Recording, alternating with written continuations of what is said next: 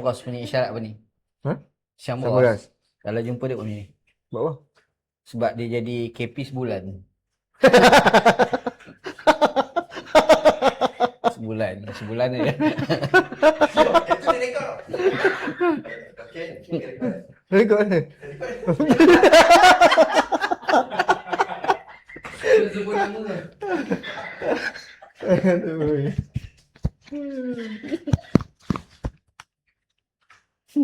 Aduh. Assalamualaikum. Sorry. Lama sikit. Okay. Siapa? Dengar-dengar tadi daripada jom macam Syamgas ni. Syamras. Apa cerita? Ya, jadi KP Jecom kan. Dr. Wan G buat teori. Kenapa? Jadi apa? Sebulan. Sebulan. Kenapa sebulan? Ya, entah bulan depan. Pilihan Bubar raya. parlimen. Betul kan? Bubar parlimen, baru dilantik. Cukup sebulan bubar parlimen. Allah, sebulan baru. Tak ada puas. Mungkin ramai tak tahu kot yang KP Jecom baru Tok Abah kan. Baru dipecat lah, senang cerita lah. Dia kata ditukar lah, dipecat lah. Dia tamatkan awal. Dia tamatkan awal kan. Dipecat Dipecat. dah tu. Dah digantikan dengan Syamras. Macam mana sebut nama? Gas. Isyam Ghazali. Isyam Ghazali nama penuh dia. Oh, Isyam Ghazali. Isyamuddin Ghazali kan. So Syamras lah, Syamras. Lepas tu Singkat. bila kejap. Masalah. Okey. Dah ada. Dah. Tuan dapat dah. Okay, balik. Jadi apa tadi? So dia digantikan dengan Syamras ni. Isu dia adalah dia diganti dengan Syamras. Isu apa? Isu KP lama? KP lama. Ini adalah pertukaran yang keempat lah. Mula-mula Agus cerita kita dulu. Lepas tu KO Khairuddin Osman. Tukar kepada Tok Abah. Khairuddin Osman pun tak lama tau. Ya, sekejap. Tak sampai setahun ni. Agus setahun lebih. Setelah Khairuddin Osman tak sampai setahun. Tukar Tok Abah pun tak sampai setahun di sini. Ya, Kan? dia. Tak sampai setahun kan? Hampir kan. Hampir lah. Lepas tu sekarang dia tukar Syamras. Keempat kan. Tantas sebulan. Tapi sebenarnya macam ni, bila kita sebut Jecom ni, dia kontroversi di era Anwar jadi PM. Sebelum ni tak ada kontroversi sangat.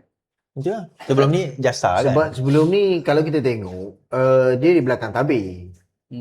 Dia memang betul-betul propaganda melalui media. Tapi Propaganda rasanya- media. Dia rasanya yang jadi kontroversi Jecom ni sebab pemuda bagi pelantikan KP Jecom ni adalah Agus. Mungkin sebut jadi kontroversi. Sebab sebelum ni bukan tak ada. Tapi tak berapa nak tahu pun. Satu lagi. Masa zaman PKR ni jadi pembangkang, dia banyak mempertikaikan bagaimana dana-dana jasa ni tu digunakan sebagai aset ataupun senjata politik. Itu cerita dia. Betul. Kalau zaman sebelum Bayar ni gaji apa semua tu, tapi kau buat kerja untuk politik. politik dan untuk attack pula tu.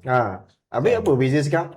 Tak, sebenarnya Jecom ni fungsi dia, kalaulah dia yang pertama dia mempertahankan dasar kerajaan. Ya. Satu lagi, dia mempertahankan polisi-polisi yang melibatkan pada parti. Kalau parti tu dah tak betul. Itulah dia. Kalau Kita dasar kata kerajaan kita masih tu boleh tak lagi lah Itu betul. masih Memang fungsi dia macam tu kan. fungsi dia macam tu. tapi kalau kita tengok zaman Tok Abah kan. Zaman Tok Abah ni rasa paling ketara lah kot. Betul. Paling ketara kita Dan tengok. dia attack masa pemilihan, ingat tak? Kita tengok macam mana digunakan Jecom tu. Page rasmi dia dia punya page media dia. Rasanya boleh dikatakan setiap negeri. Sebab masa pemilihan parti PKR tu kan melibatkan semua negeri kan, semua cabang.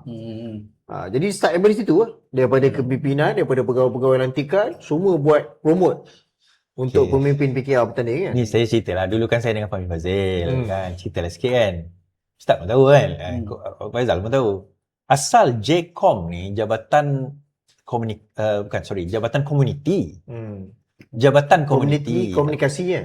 Jabatan komuniti lah Komuniti asalnya. lah. Tugas dia asalnya adalah untuk mendengar apa rintihan rakyat, hantar balik report kepada Kementerian Menteri Komunikasi. Itu asalnya. Itu asalnya dan Fungsi itu dia. fungsi dia.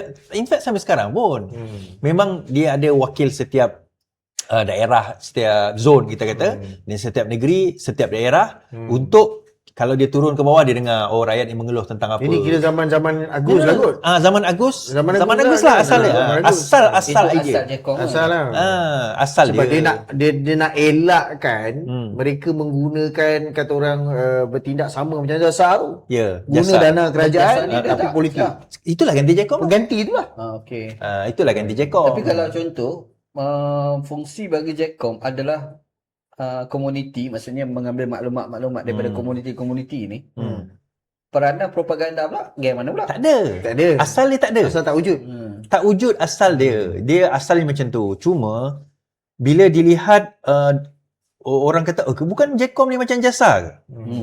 Dia cuba untuk menjadikan Jekkom ni sebagai jasa. Asal jasa dulu memang propaganda. Sebab tu kalau perasan, Jekkom ni di awal-awal penubuhan lah. Oh, dia begitu tegas mengatakan kita bukan ejen politik.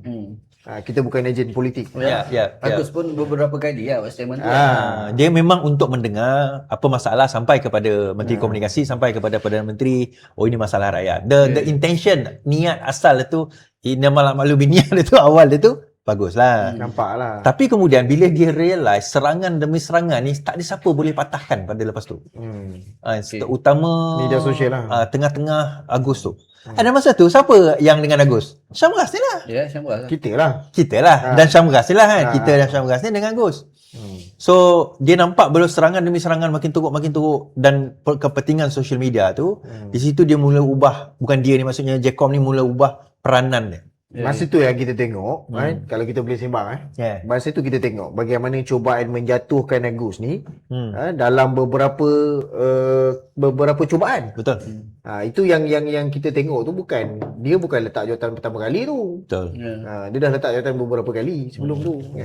Itu sejarah lah, sedikit sejarah. Beberapa kali yang letak jawatan tu Agus lah. Agus. Lah, Dia tapi nak dia tolak. Oh, So dia dia propose kita tak. boleh katakan dia ada move untuk menjatuhkan dia, Dan dia kerana pun mesti- Jekkom ni dilihat gagal mempertahankan Perdana Menteri. Perdana Menteri dari sudut politik.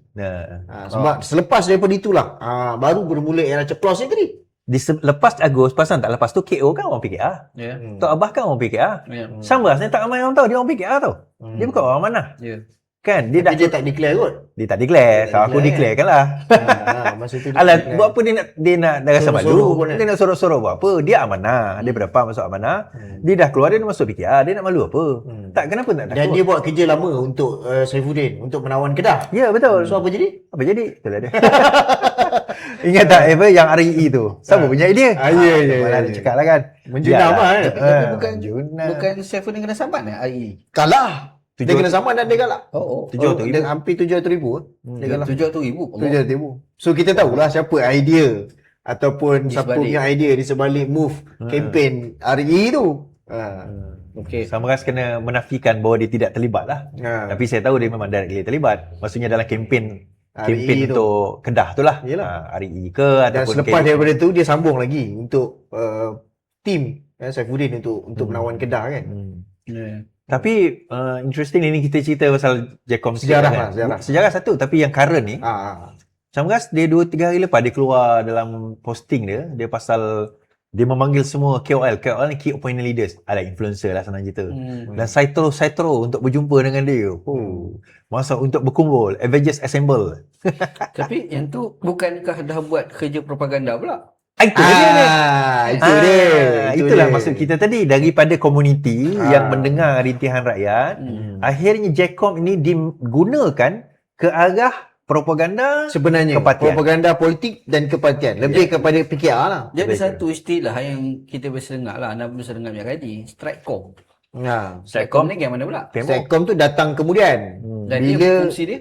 dia lebih kepada Premo lah. kita katakan serangan-serangan politik di belakang tabir. Maksudnya propa lah. Propa lah. Propaganda. Propaganda lah. Dan dia dibawa. Tapi Masih kalau pro- kita tengok kan, bila kita kata okey kita tim propaganda ni dia tak menonjolkan diri dia. Orang tak kenal pun. Tapi lahir di zaman PKR jadi kerajaan ni, walaupun dia kata di belakang tabir, dia menedahkan muka-muka dia. Jadi maksudnya kalau ikut yang kena himpunkan so-called Ceplos ni, sepatutnya Straightcom lah, bukan Jecom. Sepatutnya. Sepatutnya. Sepatutnya. Kalau ikut fungsi tadi macam kita bincang, Jecom adalah community, mendengar community punya rintihan. Stratcom dipanggil Stratcom, Strategic Communication. Dia belakang tabir yang menyusun komunikasi strategik kerajaan dan juga parti untuk propaganda. So sekarang ni Jecom jadi rojak. Kita pun pening lah. Dia jadi rojak Apa lah fungsi sekarang. dia sebenar kan. Yang termaktubnya untuk ambil maklumat daripada komuniti sampaikan di atas. Tapi sekarang ni yang tu dari segi yang tulis, tapi yang laksananya propaganda. Jadi rojak. Ambil kerja Straightcom pula macam tu kan. Tapi satu lagi kalau kita tengok yang dia jadi bertambah serabut kan. Bukanlah dia jadi bertambah menarik bila Syamgas kata lebih kurang yang dia kata tu fake account. Fake account maksudnya? Fake account Facebook ke media sosial ni kan. Dia akan benam. So itu menarik kan sebab dia bukan tak tahu. Dia bukan tak tahu berapa banyak fake account ini yang PKR bayar. Setakat yang kita tahu PKR lah. Kan PKR bayar untuk menyokong menaikkan image PKR lah, kita cerita ni komunikasi, Menteri Komunikasi lah senang cerita. Dia komunikasi lah kan. Bukan PKR directly pun. So macam mana macam dia nak buat benda tu? Mungkin dia terlalu gairah, terlalu gairah diangkat menjadi KP, dia umumkan fake account akan dibenam. So itu bercanggah lah dengan apa yang diamalkan apa yang sebelum ni. So macam mana nak buat? Jadi maksudnya sekarang kalau dia nak kata nak benamkan fake account, termasuklah yang pro kerajaan. Kita Bukan pro kerajaan lah, pro PKR kan. ada dua kawan kita Kawan kita yang telah menghadapi, tak tahu sama ada ni berkaitan dengan Jecom ke Kementerian Komunikasi ke, tak tahulah, saya tak pasti. Number one, The Coverage. Satu website nama The Coverage. The Coverage ni memang pro PH sebelum ni. Tapi sekarang dia dah mula vokal ke arah melawan kerajaan lah. Tiba-tiba dia kena sekat. Dan dia tunjukkan bahawa disekat by legal request by MCMC. Siapa dia? The Coverage ni dia macam media alternatif lah. Satu page lah. Dia rajin menulis update. Dan dia tulis bahasa Inggeris. Jadi bila bahasa Inggeris ni dia banyak kepada non-Malay community lah. Dan memang follower dia ramai. Hari ini Daniel Jani mesej saya, dia dapat email daripada YouTube bahawa YouTube dia telah disekat. YouTube dia. Maksudnya jarang YouTube buat macam tu. Betul. Tapi YouTube dia boleh tayang, cuma dia tak dapat income. Kan. So dia dapat email, dia kata memang YouTube dia sekarang ni menghadapi serangan. So kita kena berhati-hati. Bukanlah berhati-hati. Kita ni is going to be next lah. Macam mana Wong Chen dengan so maknanya kita boleh nampak dia punya trend sekarang ni dengan pengambil alihan ataupun penukaran KP Jecom tadi, maknanya government sekarang ni dah start agresif. Start agresif menuju PRU 16. Dan aggressiveness ini suatu benda yang tak baik untuk demokrasi dan negara sebenarnya. Tapi dia satu sebenarnya, tapi ada satu lagi. Dia satu tak baik. Yang kedua bahaya pada kerajaan sebenarnya. Kenapa? Baik maksudnya? Menghalang. Kalau kita ingat balik pada era Najib jatuh, sebenarnya ketika itu usaha menghalang tu kuat. Betul. Tapi kesan halangan itu jatuh lah BN tu. Jadi kita mengambil sikap untuk bertentangan dengan demokrasi di era dunia terbuka ni, sebenarnya bahaya. Tapi kan kesan dia bila dia buat macam tu kan, tengok tak ada banyak yang buat komen, yang buat status, contohnya Anthony Locke yang dia bagi statement, dia bagi ceramah tu yang berapi-api tu kan. Orang buat comparison kan, Anthony Locke dulu dengan Anthony Locke sekarang. Yang dulu dikatakan sangat cool, sangat liberal, sangat bertenang, sangat bertenang dalam penyampaian dia. Sekarang dia lebih agresif. So orang nampak kat situ, pertamanya dia dah tirulah style Anwar kan. Dengan mengamuk-ngamuk atas stage ni apa semua. Betul. Jadi nampak agak desperate kat situ. Sebab yalah, yang defensif ni maknanya kau tertekan lah. Kan? Kau berada dalam keadaan pressure yang amat sangat. That's why cara kau berceramah pun lain. Itu keadaan dia.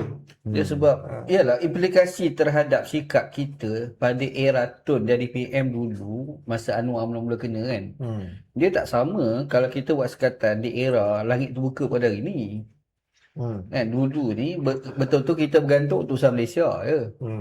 Tak ada utusan ni susah dah lah. Dan ketika itu pun orang cuba cari alternatif walaupun secara haram. Makanya kalau kita ingat dulu ada Mahazalim. Dulu kan masa era Tun Mahathir masa itulah perlawanan. Mungkinlah pendekatan Tun ketika itu relevan. Sebab nak cari alternatif ni susah. Dan media tu tak terbuka. Sekarang ni kau halang tak makan break apa? Coverage. The coverage tu satu. Dia menimbulkan simpati yang dikongsikan oleh pemain-pemain Facebook yang lain. Betul. Menyebabkan Dan juga orang-orang lain. last kali orang akan nampak tak baik kerajaan ni. Lagi mudah untuk orang mengatakan kerajaan ni makin tak demokrasi. Ya. Dan dia owner betul bagi tahu bahawa MCMC dah contact dia tau. Ya. Kita sebenarnya kita saya ambil kes tu. Dan atas alasan kita tak ceritalah atas alasan apa pun kan. Itu masih siasatan tu. Tapi itulah dia intimidasi pemain media ni, inilah yang diperjuangkan oleh PKR dahulu. Supaya benda ni tidak berlaku, kebebasan media lah dan sebagainya. Dalam masa yang sama yang menariknya, kerajaan ni dia menyantuni media-media yang alternatif yang lain ni. Contoh macam Contoh macam dia bagilah dia bagi macam-macam peruntukan lah kan. yang geng-geng dia lah, yang pro-pro. Yang pro-pro yang melaporkan berita-berita yang sedap dibaca sedap. ni. So yang diserang ni yang lain ni. Yang lain ni. Dan media utama. Saya boleh sebutlah Awani Malaysia Gazer dah mula memuji-muji Kita tahulah kalau dah mula memuji-muji tu adalah sesuatu yang dia dapat daripada kerajaan. Page bebas pun sebelum ni. Page yang kata orang tak sentuh pun isu-isu politik, sekarang dah main. Tiba-tiba dah main. So ini dia kalau rakyat tak peka, dia tak akan nampak ni. Dia akan tanya kan, kenapa apa yang menyekat kebebasan suara? Ya, sebab isu dia sekarang semua orang tu adalah memegang media sendiri. Dalilnya komen. Kan ada satu status mungkin datang satu daripada media yang pro kerajaan. Komen kat bawah tu semua maki sebenarnya. Betul. Sebab kuasa memegang media ni bukan pada institusi dah. Setiap individu ni dah memegang kuasa media. Kalau kita menghalang satu gerakan media yang datang dari institusi, sebenarnya kesan besar dia bahaya. Di era terbuka, langit terbuka ni lah. Dan lagi teruk apabila sebuah kerajaan dan parti yang dulu sangat vokal dalam hal isu kebebasan media, dia buat benda yang berlainan daripada apa yang perjuangkan. Itu lagi teruk. Sebab saya fikir banyak 2-3 hari ni ada fikirlah untuk PRU akan datang apa benda yang PKR nak kempen lah. Exactly, apa nak jual? Nak cakap reformasi dia macam dia tak sedar sebab dia masih lagi melaungkan reformasi lawan tak lawan. Sakau Dia masih lagi. Kita kena tengok komen. Kan kita tengok video. Kan Anwar Ibrahim ke siapa bercakap yang pro kerajaan lah. Reformasi. Komen ni kalau kita baca, boleh dikatakan 90% ni kutuk. Betul. Yalah. Kau tak cakap yalah macam kita kata tadi lah. Kalau ada orang puji sikit, orang tu pula kena maki. Simple je. Contoh macam bila kita cerita macam tu, 47 kes Zahid. Kan? Ini saya tulis dalam status Facebook lah, saya kata. Anwar kena scam dengan Zahid. Minta bebas 47, dapat kebebasan 47. Hari ni Negeri Sembilan, Johor, mungkin Melaka, semua sondol. Semua lawan Pakatan Rahman di semua tempat. Dah dapat apa yang dia nak. Lepas tu lawan. Kemudian ada orang tulis, kau tak tahu ke inilah anak didik Anwar Ibrahim? Anak didik tak anak didik, anak dengan bapak pun boleh khianat. Ini kan bulat setakat anak didik, kita kata kan. Dia dah dapat apa yang dia nak. Kan? Tapi adakah isu berbalik pada isu Jecom tadi kan? Dari satu sudut, kita masa di awal-awal dulu, masa kita bersama dengan kerajaan kan, antara kritikan yang kuat kita buat adalah terhadap Jecom, terhadap multimedia kan. MCMC lah. Lembik. So bila dah 3 tahun nak masuk 4 tahun, 4 tahun lah. So kita tengok sebenarnya yang tertekan tu adalah Fahmi. Dia berada dalam satu situasi macam mana aku nak ubah benda ni menjelang PRU. So Fahmi sebenarnya dia cuba membuktikan sesuatu. Membuktikan dia in control. Dan orang tak tahu besar kuasa MCMC tu. Kuasa MCMC sangat besar. In fact, social media di negara kita ni, dia boleh Telegram ke apa, dia boleh sekat macam tu je. Bila ada yang kata, kita tak ada kuasa untuk menyekat social. Tak, dia ada. Dia nak tak nak je sebenarnya. Dan kita tahu Hitam Syamras sendiri boleh sahkan pada saya lah sebab dia pernah. Okeylah, tak apalah, itu cerita rahsia kami berdua lah kan. Dia sendiri tahu sebenarnya kita boleh sekat akaun. Kita boleh request kepada Facebook, kita boleh request kepada TikTok untuk sekat mana-mana akaun sebenarnya. Tapi yang berlaku sekarang ni dia lebih kepada kecenderungan kandungan politik. Politik, ya. Sepatutnya itu contoh jelek, fitnah. Kita bolehlah buat. Baru semalam kot rasanya baru dia keluar kita akan sekat perjudian. Perjudian. Selepas kita bersuara. Ya, itu tak apa. Berjudi ni kenapa sekarang baru nak buat? Macam tu kita tengok ada satu yang duk promosikan seks bebas tu kan? Mamat tu kan? Ada kandungan dekat TikTok sampai sekarang. Tak disekat. Tak disekat. Itu yang kita belik. Tapi bila politik, laju. Memang laju. Tak betul lah kalau macam tu. Memang tak betul lah. Tak, yang kita kuasa itu sepatutnya digunakan pada tempat dia. Macam itulah tadi perjudian, seks bebas, whatever. Itu kita sekat. Tapi politik ni, bersama. Ni Ustaz bukan bersama, kita bersama. Agak-agak wajar ke tidak kita sekat kandungan-kandungan yang bersifat mengkritik politik?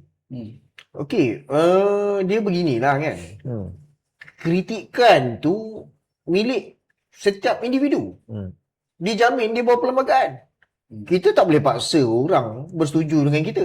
Setiap orang ada kritikan, ada pandangan masing-masing. Kenapa dia dikatakan sebagai human right? Maknanya itu hak satu universal. Orang ada pandangan kita masing-masing. Contoh macam kita kuning hari ni Ustaz masih belum lagi bersama dengan kita. Dia masih lagi berpandangan dia belum masanya untuk bersama dengan kuning. Kita tak boleh paksa dia. Tak boleh paksa. Biar pun kita belanja dari kopi. Walaupun kita belanja kopi, walaupun boleh. air mineral kita bayar, Tak boleh. mi pun kita bayar. Tak boleh paksa. Bila Ustaz kata anak masih belum bersama dengan kuning, kita sekat dia. Boleh tak? Betul Tak boleh. Tak boleh. Sebab tu kita masih menjemput Ustaz bersama kita. Hidayah ni milik Tuhan. Dia betul lah. Dia warna ni kalau kuning semua tak lawa. Tak lawa. Dia kena ada biru sikit lah. Dia kena ada kuning, hijau kat belakang. Kan kuning, hijau kan. Dia warna-warna dunia macam ni. Dia hidayah tu milik Allah Taala. Sama-sama kita berdoa sahabat-sahabat semua. Jadi Type amin. Jadi tindakan kerajaan yang menyekat kandungan-kandungan politik. Okey, kita tengoklah yang rasanya episod kedua kita ada sembang sikit kan. Bagaimana yang menghina Anwar tu kena tangkap, ada yang perempuan, kena remat Yang perempuan tu. So, kalau kita tak kritik, kalau kita tak suarakan, lebih ramai yang kena tu. Sebab kita kritik dan kita hentam. Itu yang government slow. Tapi ada orang ada bising pasal isu perempuan tu adik kan. Dia hina orang. Jadi sebab itu kita ambil tindakan. Okey, dia hina, dia tak tertakluk di bawah Akta Sultan. Kan? Jelek. Dia jelek ataupun you nak siasat ataupun itu hak peribadi Anwar, engkau nak saman civil ke apa kan? Jangan gunakan Akta Sultan, kan? Penggunaan akta tu salah. Akta Sultan ni kalau pertama kita tengok janji kerajaan dia orang, dia nak hapuskan. Tapi sampai ke sudah tak hapuskan. Kita tak nampak pun. Sebab dia tukar skrip, fokus kepada 3R. Sekarang ni dah jadi 4R. Anwar. Dia jadi Anwar dah 4. Tak. Liza tak masuk kan? Nurul Liza tak masuk. Tak ada. So dia Anwar dah 4 tu. Soalan dia kenapa kita dah jawab soalan tu, kenapa dia nak sultan bukan atas. Kita dah jawab pada episod lepas. Yalah, tapi kalau bersama ni, katalah jadi kerajaan. Sebagai saudara Faizal, walaupun jadi YB ke tak YB ke sebagainya, katalah adakah you akan promotekan menghapuskan beberapa akta? Itu antaranya. Antaranya Akta Sultan. Antara Sultan. Sosma. Okey, dia tengok begini kita kena seimbangkan. Katakan Akta Sultan ni bincang, kita perlu kekalkan, tetapi maknanya pindaan tu mesti dibuat. kena make it clear akta hasutan ni hanya untuk elemen 3R sahaja. Yang tentang kerajaan tu kena buang, kena delete secara total. Maksudnya atas sultan tu ada, tapi Ada. fokus pada 3 je. Fokus pada 3R. Dan tidak ada 3R pun dalam akta sultan rasanya. Betul. Perkataan 3R tu. Memanglah tak ada. Sebab tu perlu pindaan. Ya. Supaya rakyat faham. Maksudnya lebih jelas lah. Lebih jelas. Supaya Sebab bila kalau dia kita- kabur ni, kita- dia atas aku lah. Nak describe apa kan? Betul. Ini yang bahaya. Kuasa unlimited. Dia kalau macam ni contoh ni saya nak buat satu analogi yang lain. Sebab saya ada bincang 2-3 orang peguam syar'i. Isunya adalah tauliah. Ada kawan yang peguam syar'i dia berujar, dia kata tauliah ni sebenarnya tak perlu. Kalau lah dikatakan perlu, tanya kepada orang kata perlu. Dia kata perlu ni sebab nak mengatasi masalah jalan sesat. Sebenarnya mengatasi jalan sesat dah ada akta lain dah. Ya. Kan? Ada enactment kan? Dia dah ada akta yang lain. Akta Ini kan? tauliah mengajar lah. Kan? Contoh kan? Dia kata kalaulah kewujudan tauliah itu untuk nak mengatasi masalah ajaran sesat, sebenarnya dah ada peruntukan undang-undang yang lain nak atasi masalah ajaran sesat. Ya. Orang kata, oh, akta sultan ni tauliah ni perlu sebab untuk nak mengatasi masalah terorisme. Sebenarnya itu dah ada dalam akta polis. Akta polis. Betul. Kan? Jadi di situ tu kesimpulannya maksudnya kalau tak ada tauliah pun untuk mengatasi dua masalah ni dah boleh atasi. Apa perlunya tauliah? Maka logik yang sama nak dibangkitkan, apakah perlunya akta hasutan tu? Apakah dalam isu-isu tertentu yang melibatkan 3R, tanpa akta sultan ni boleh tak kita atasi 3R sebagai contoh? Boleh. Banyak je akta Jadi lain. maksudnya akta sultan tu tak perlu. Tak perlu pun. Tak perlu. Sebab kalau kita tengok asal usul penubuhan dia pun, ini untuk ni mengekang penyebaran komunis. Oh. Ini Ini tahun maknanya ni. 40-an tu. Akta ni masih lagi diguna pakai pada tahun 2026. Untuk apa? Untuk membolehkan kerajaan rakyat tafsirkan ikut suka dia.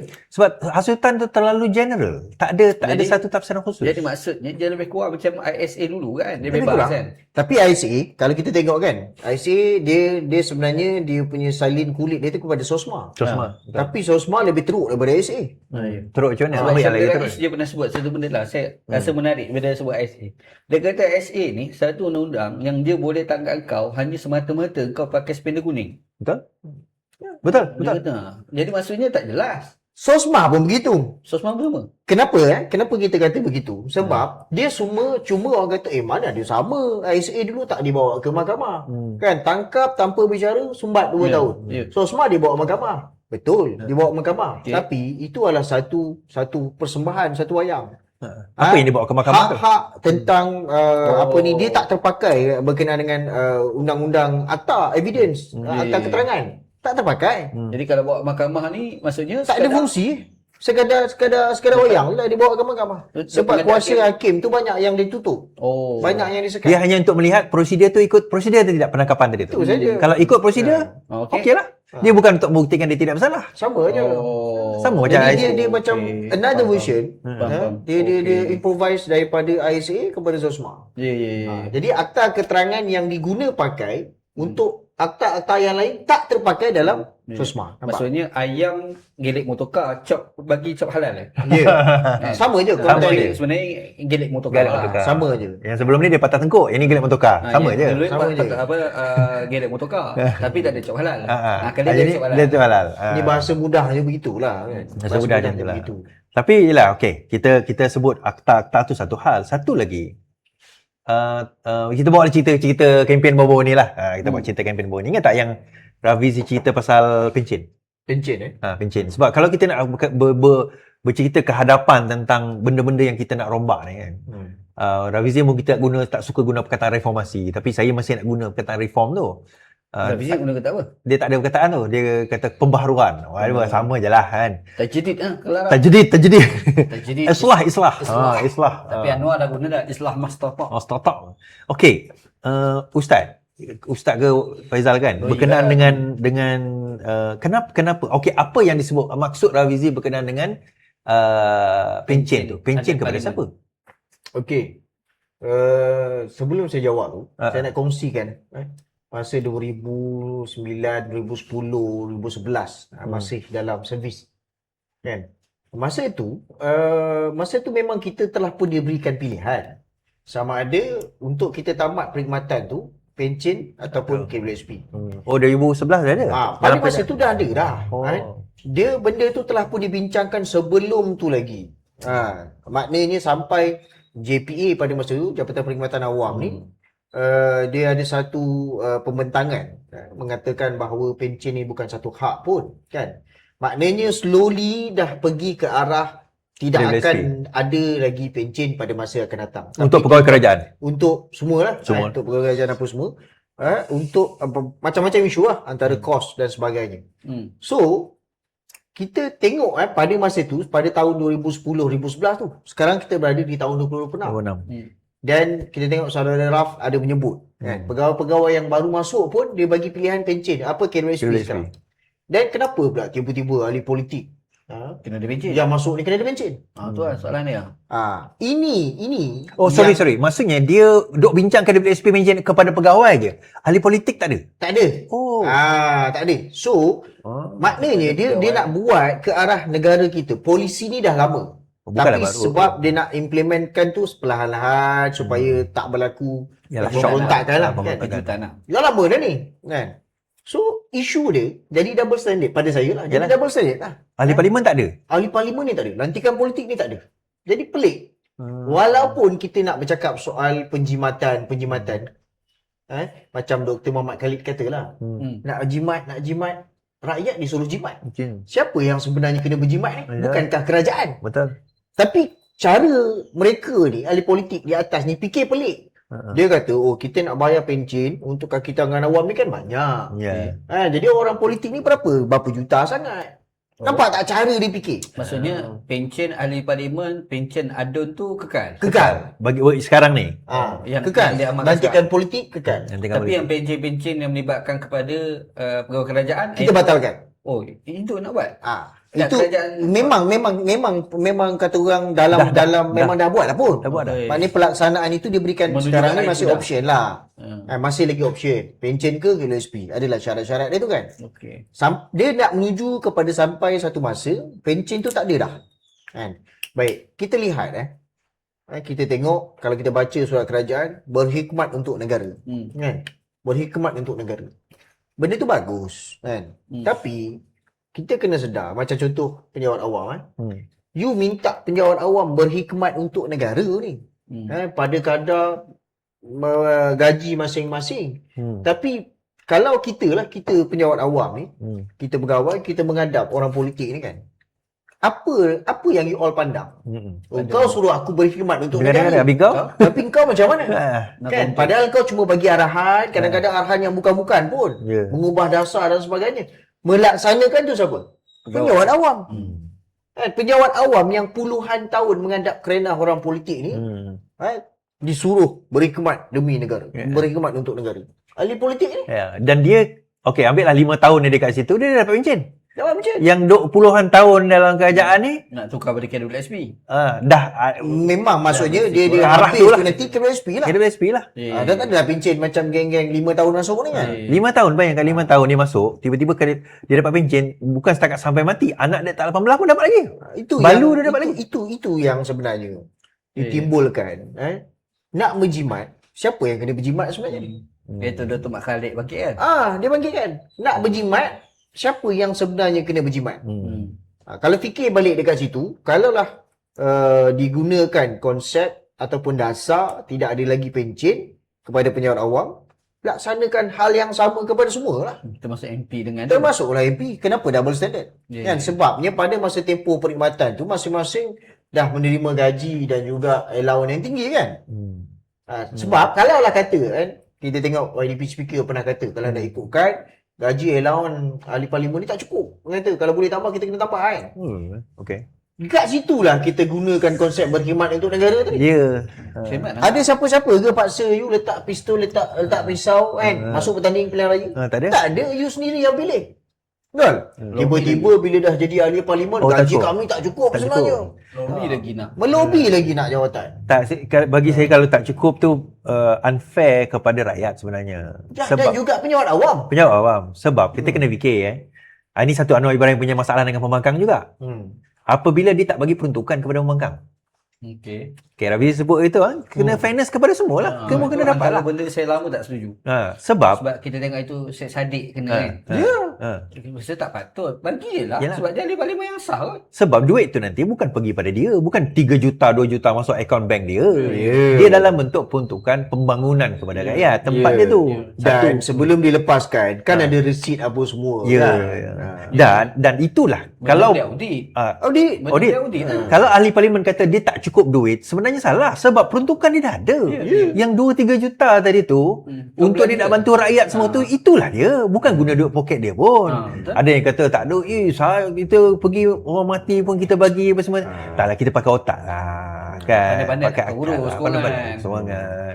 Dan menariknya pasal allocation kepada pembangkang ni, sebenarnya kita kena bagi kredit juga pada Cik Sadiq. Sebab ayat janganlah depan cakap lain, belakang buat lain. Sebenarnya dia yang pertama sebut. Dia bersama-sama. Tapi Cik Sadiq sebut dalam parlimen. saya ingat antara yang sebut tentang pencen ahli parlimen dengan Adun ni, Cik Sadiq juga. Cik Sadiq juga. Yalah. Dia sebut dalam parlimen lepas dia berjalan berlari apa semua berapa daripada Johor Muar ke KL tu. Dalam parlimen dia sebut nak suruh berbincang, dia dah berbincang berapa kali dah. Tapi tak dapat. Itu lah persoalan. Akhir sekali dia bagi begitu je kat Anwar ni kan.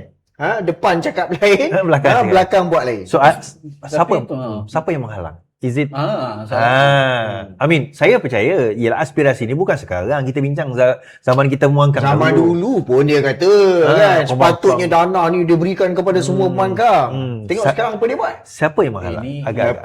Ini Tapi- bukan demokrasi lah sebenarnya. Tapi kalau nak kata dulu pembangkang tak dapat, teruk lagi Anwar Ibrahim. Ya. Sekarang kerajaan Kerajaan tak dapat. tak dapat. Bong Chen dengan ni Cencong tak dapat. Dulu BN UMNO pembangkang dia tak bagi.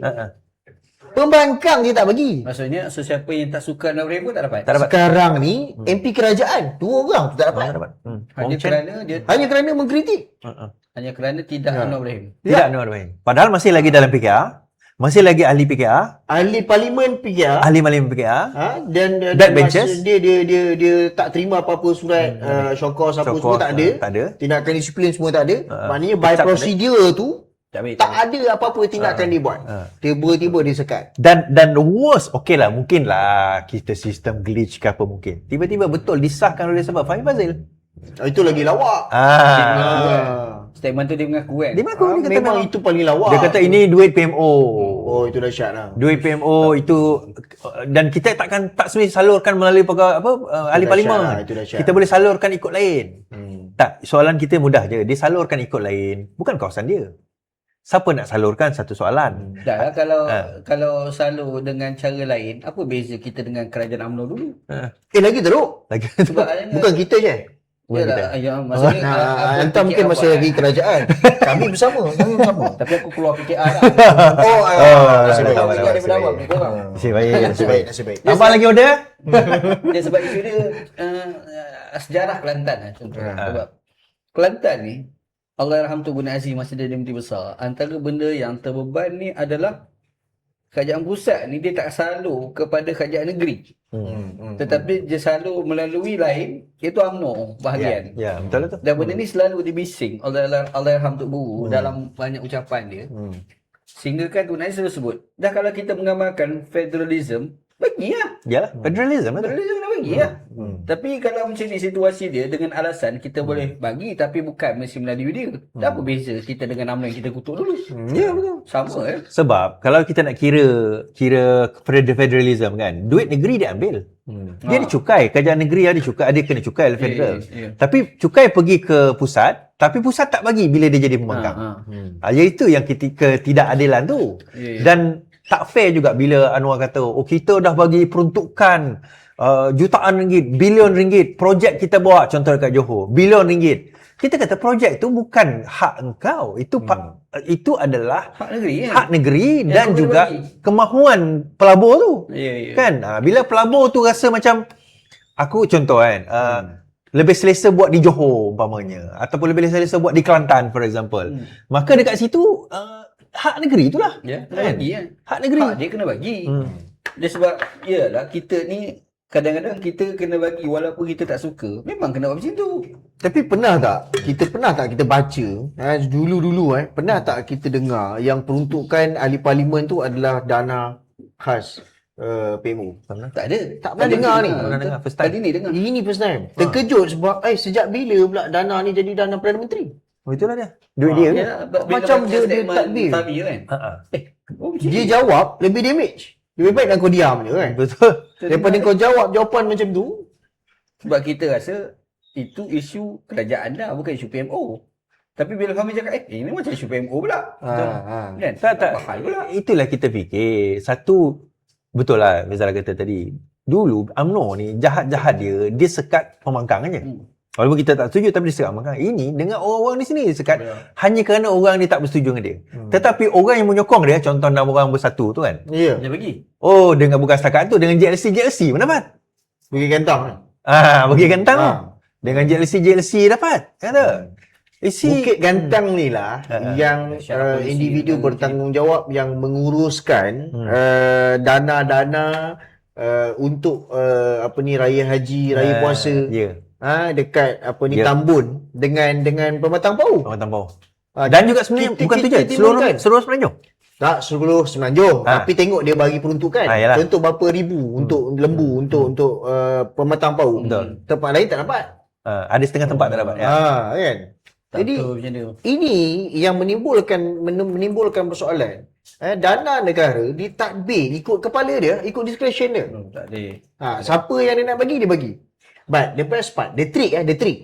Yang ni saya nampak dia nak tengok contoh Wong Chen dengan siapa seorang lagi tu? Cincong kan. Okey.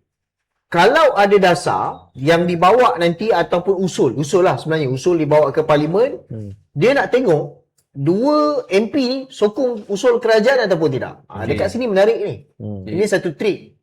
Dalam keadaan macam ni, pada aku kan, pada saya, dua orang ni baik letak jawatan dia. Betul. Sebab memang dia akan kena tu, dia akan kena trik. Dana tu diambil. So sekarang ni kau jadi puppet dia. Masuk dalam parlimen, masuk usul kerajaan, wajib sokong. Ahli parlimen kerajaan kan? Sokong. Tapi nampak tak betapa diktatornya negara kita sekarang berlaku. Maksudnya sistem negara kita ni makin rosak ni kalau macam ni. Huru-hara menuju ke arah rosak. Dah lah corporate mafia tu pula tak selesai. Saya tulis Saka 2.0. Dan tadi sebab dia ada sebut kan. Dia kata tentang pembangunan. Pembangunan di Johor. Kan sebab timbul polemik. Berapa puluh bilion yang berlaku dekat Johor. Dibawa ke Johor oleh Anwar Ibrahim. Oleh kita. Dia jadi pelik lah. Sebab apa? Ini federal punya kata orang tugas.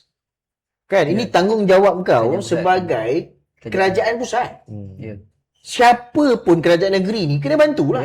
Kenapa gunakan benda tu sebagai bulit politik? Sebab kau tak mengiktiraf demokrasi dah sebenarnya. Dia menang majoriti, itu kena iktiraf lah. Kena iktiraf lah. Maka hak dia kena bagi lah. Sekarang dia jadi bulit politik pula. Kan dia kata kena berterima kasih kepada PKR. Dan the best part yang orang yang respon daripada Anthony Locke. Dia kata kamu tak nak kita bergabung, tapi presiden kamu duduk dengan saya sebelah hari-hari. Itu pun dia tak faham. Sebab bila dia lantik menjadi kabinet, memang kena duduk. Memanglah kena duduk. Tanggalkanlah baju politik di luar. Kau duduk dekat situ sebagai menteri pengangkutan. Betul. Zahid duduk dekat itu sebagai timbalan Perdana Menteri. Tapi dia punya mentality yang sebenarnya kita rasa satu masa dulu, DAP ada satu pemikiran kehadapan. Bila dalam keadaan macam tu, bila Anthony Locke keluarkan statement tu, nampak sebenarnya DAP dah koyak. Dia berada dalam keadaan yang pressure sampai sanggup buat statement macam tu. Dia tak faham on punya logik. Logik on tu nak bagi tahu, dia kata kita tak nak dalam kerajaan bersama dengan parti tu. Tiba-tiba dia pergi cerita duduk sebelah. Kau cerita apa? Ya, betul. Betul lah. Dia bawa sentimen parti dalam jawatan kerajaan. Pelik lah. Kerajaan lah. Kerajaan lah. Dia tak boleh lah lagi UMNO, DAP. Tak boleh. Dia kabinet. Sebab dia dah gabungan. Betul. Untuk membentuk kerajaan. Okey. Macam berbanding di Johor. Johor tak ada gabungan kerajaan tau. Johor kecuali later lah dia bawa exco lah. Dia bawa tambahan sebagai exco. Tapi tanpa Pakatan Harapan di Johor sebenarnya tak perlu pun. 40 kerusi. Membawa kita kepada cerita Johor ni. Okey. Di Johor, BN memegang 40 kerusi dalam kerajaan lepas. Pakatan Harapan 12. 10 DAP, 1 PKR, 1 Amanah. PN 2. Okey, di seluruh negeri Johor. Menariknya bila On Hafiz kata bahawa awal-awal dia declare dan Johor antara negeri pertama declare untuk pilihan raya. Kita akan lawan semua 56 kerusi Barisan Nasional. Okay, kita akan lawan semua. Erti kata dia dah declare perang awal sekali dengan Pakatan Harapan tu. Okay, dan lepas tu statement yang tadi itulah, kita tak akan bersama dengan DAP dan sebagainya. I think Johor ni tu umpama dia macam tak tahulah sama ada macam distant dengan federal, dengan pusat. UMNO daripada segi hubungan dengan DAP, dan nampak dia sangat tegas, sangat jelas bahawa dia memang tak nak. Pada pandangan you all lah kan, you rasa macam ada sesuatu, ada perbincangan lain ke, ada kumpulan lain ke, ada pandangan lain ke di antara Zahid dengan On Hafiz berkenaan dengan isu ni, ataupun macam mana? Saya nampak dia sentimen bersama, bukan bersama kita ni kan, sentimen rangkul ni dia terbawa-bawa selepas dia seronok jadi kerajaan perpaduan Di federal. Pada hakikatnya dia tak sedar kerajaan perpaduan terbentuk by situation yang mana tak ada mana-mana parti Dapat majoriti, simple majority untuk memerintah, dan you membentuklah kerajaan perpaduan kan. Tapi bila dah seronok ni, bila dah seronok rasa macam boleh ngam, member DNA UMNO masih ada. Anak murid guru, kawan lama. Jadi macam kita serasi sebenarnya. So bila itu keadaan itu berlaku, jadi dia membawa benda tu ke negeri. Tak lagi pun Anwar Ibrahim dia bukan bergaduh dengan UMNO, dia bergaduh dengan Mahathir dulu. Mahathir dulu, betul. Itulah kata tadi. Dia lupa. Pada masa tu dia berhasrat jadi presiden UMNO. Sikit je lah kan. Cuma Mahathir kerat. Tu ya. Saifuddin dulu adalah bekas antara ketua pemuda, bagi-bagi bukanlah ketua pemuda tapi dalam exco pemuda. Exco pemuda UMNO. Dan kita tahu lah Anwar Ibrahim tu memang UMNO lah kan. Dan juga orang lama ramai juga kecuali yang muda-muda ni tak ada lah. Yang sebenarnya memang DNA UMNO. So you all nampak bahawa politik sekarang ini dia dalam PKR tu sendiri dah mula nampak lebih UMNO daripada UMNO dia je. Sebab dia takut. Dia lemah. Dia masih DNA UMNO. Itu betul lah dia kan. DNA UMNO. Cuma hari tu tidak dapat peluang untuk nak jadi presiden. So sekarang dia jadi presiden lah. Sekarang dia jadi menteri lah, lebih daripada presiden. Daripada Sebab presiden lah. dulu punya budaya siapa presiden maka dia lah PM. Dulu itu berlaku pada siapa? Pada Tun Dr. Mahathir, berlaku pada Tun Razak, berlaku pada sebelum-sebelum tu kan. Hatta Najib tu pun dia presiden UMNO, maka jadi Perdana Menteri. Anwar pun nak jadi PM pada masa tu. Caranya, langkahnya presiden lah. Kuasa Tuhan, Mahathir buat luar jangka. Dia tak sangka Mahathir sanggup buat begitu. Jadi maksudnya segi UMNO memang UMNO. Memang UMNO lah. Pemikiran tu. Memang UMNO. Kan? UMNOism. Jadi bila dibawa ke dalam PKR, kaedah yalah tadi kita cerita pasal undang-undang, kita cerita pasal kaedah pentadbiran, penyekatan media dan sebagainya. So akhirnya this is UMNO tapi guna nama lain. This is UMNO dululah, UMNO dulu. Kalau kita nak bercakap pasal Anwar Ibrahim, dia bercakap reform ni selepas dia tak jadi UMNO. Ya. Kalau dia tak kena buang, tak ada lah. Dia cakap reform. Betul. Dia cakap reform. Jadi kita ni, orang macam kita ni, macam saya tak pernah masuk UMNO lah. Sama lah. Kan? Daripada kecil lagi, kita tengok UMNO ni dengan pandangan tak suka. Cuma itu hasil tarbiyah PAS lah kan. Tarbiyah PAS lah. Jadi Yalah, tarbiyah PAS. Betul lah tu. Memang tak suka UMNO. Cuma tak suka kepada Mahathir ni tajuk kedua dah. Cerita lain. Kan? Yang pertamanya Anwar lah. Sebenarnya Anwar yang duk tanam. Mahathir ni begini. Kita ni percaya. Sebab dia bukan UMNO. Jadi kita percayalah dia cakap. Jadi kita tak suka Mahathir dengan kita tak suka UMNO sebenarnya dalam saya sendiri peribadi dua benda berbeza. Kita suka UMNO ni sebab kita PAS lagi. Memang tak suka dah UMNO tu. Tapi kalau bagi tajuk tak suka Mahathir, dia bukan tajuk yang sama. Dia pergi ke tajuk yang kedua. Sebab Anwar Ibrahim.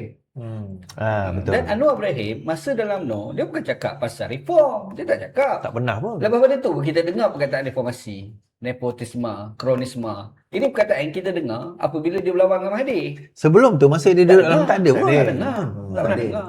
Taklah, masa dia kat dalam, kalau tunjuk terror, kena cut. Lepas tu kalau kita fikir, dah Anwar ni UMNO. Gitulah bahasa mudahnya. UMNOism lah. Ism UMNO tu ya. Masih ada lah. Cuma bukan parti UMNO. Ism ni UMNO. So, betul lah tu. dalam isu PRN, dia tak timbul pun isu pengkhianat. Betul tak? Dia tak timbul. Sebab UMNO tak pernah mengatakan kita akan bersama-sama dengan PKR sampai bila-bila. Tak ada. Masuk pertandingan, sebab itu contoh macam bersama, kita declare awal-awal memang Tak kita akan masuk. Kosong. Kita akan masuk mana-mana Clear. kerusi yang kita fikirkan sesuai untuk meletakkan calon. Ya. Sebab it's a open war kan. Kan? Siapa-siapa nak masuk. Tiba-tiba tengok macam mana sentimen PKR mengatakan UMNO berkhianat lah apalah. Dia tak sama macam PAS dengan Bersatu. Dan sekarang nampak jelas bahawa hubungan tu memang dah putus. Sebelum ini Anwar duk berselindung nak gabung tak gabung, nak gabung tak gabung. Kebanyakannya kita akan cuba Dengan Madani UMNO dengan UMNO, Madani. Hari ni jelas. Bila dia kata apa orang kata yalah kita Tiada akan Madani di Johor. Tiada Madani di Johor, kita akan lawan semua dan sebagainya. Tidak ada Madani. Tiada Madani. Tiada Madani, maksudnya tak ada gabungan lah. Okay. Dan in fact Saifuddin pun kata, dia kata bahawa kekuatan ni macam mana kata? Kekuatan kita kena bina sendiri. Bukan maksudnya kekuatan kita bukan daripada kelemahan musuh. Tapi dah terlambat lah. Tapi dah terlambat. That's my dah point. terlambat lah. That's my point. Sebab selama ni saya daripada mula-mula awal dulu saya cakap jangan kita pernah terlena dalam pelukan ular. In fact ni betul lah kawan-kawan saya kat belakang ni kata dulu Lokman Adam pernah beberapa kali minta ataupun orang minta saya naik dengan Lokman Adam. Saya kata tak nak. Sebab satu hari nanti kita akan bertembung, saya kata. Orang tak percaya. Tak ada kita dengan UMNO ni boleh next pegal. Tak, saya kata kenapa kita perlukan UMNO? Masa kita dalam PKR lah. Kenapa kita perlukan UMNO untuk jadi menang next pegal? Kenapa kita tak bina kekuatan sendiri? Okay, itu kita di luar. Kan? Macam saudara Raf pun, dia beberapa kali pernah kongsikan. Dia dah banyak kali sebut dekat dalam. Kita kena bina kekuatan kita sendiri. Kita kena bina kekuatan kita sendiri. Ini yang mungkin lah maklumat tak sampai ke ceplos-ceplos kan. Ya. Of course lah, Fahmi akan suruh benda ni kan. So, benda ni di sekadar angin lalu. Saya sendiri pun cakap banyak kali pimpinan tertinggi tu. Cakap Anizah lah. Salah seorang. Salah seorang. Macam mana kita nak bina kekuatan kita tanpa bergantung? Betul. Tapi tu, masa tu diterima tak? Idea tu? Jelas mungkin iyalah. Jawapannya ya. Buatnya tidak lah. Isunya cakap ya belaka. Ya, tapi tahu ke apa yang nak dibuat? Itu soalan. Dia sebab dia macam ni, siapa yang tak terima kalau kita kata kena bina ni kekuatan sendiri? Semua terima. Tapi nak buat dia tu. Buat tu isu dia. Nak buat tu tak kerti. No. Itu saya tak berapa setuju. Sebab apa? Kan? Ini banyak didedahkan oleh Rama kan. Okay, kita kena bina kekuatan sendiri. Sebagaimana UMNO, kita lihat dulu, kita henyak dia seteruk-teruknya dalam tempoh berapa tahun dia naik balik kan.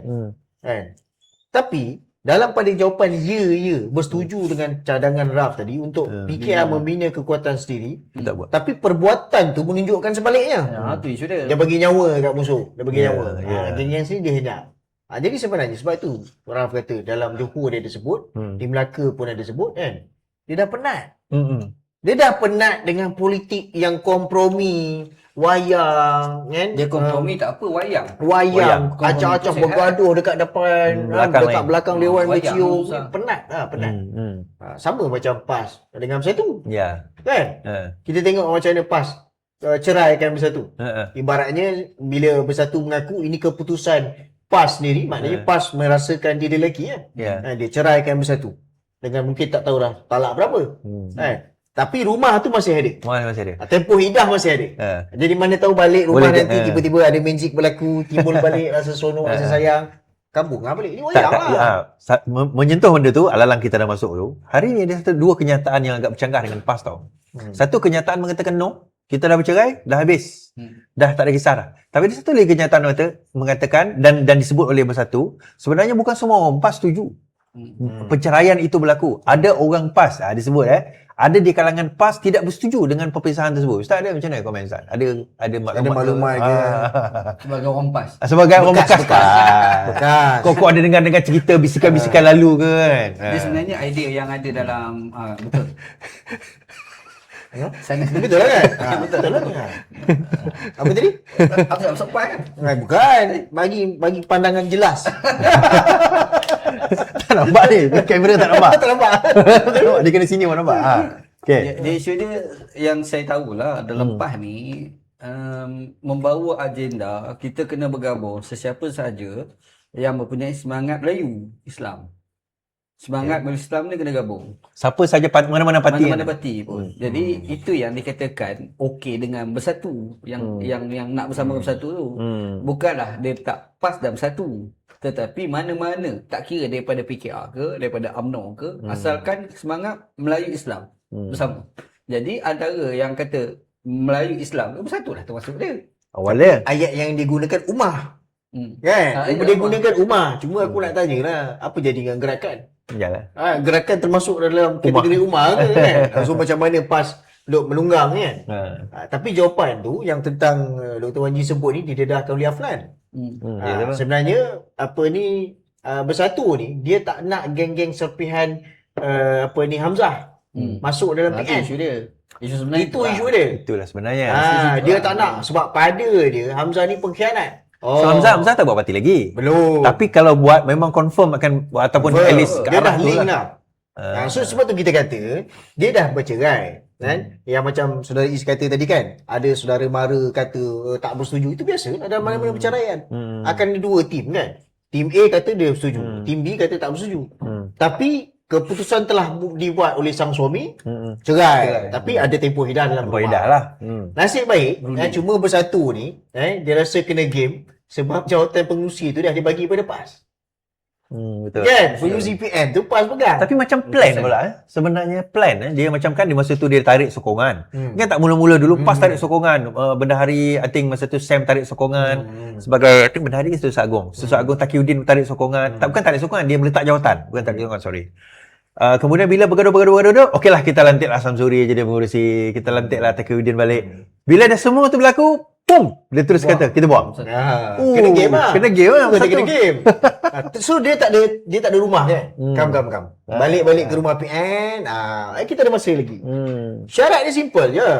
Kalaulah bersatu terima Hamzah and the gang, maka dia bergabunglah balik. Rujuklah balik.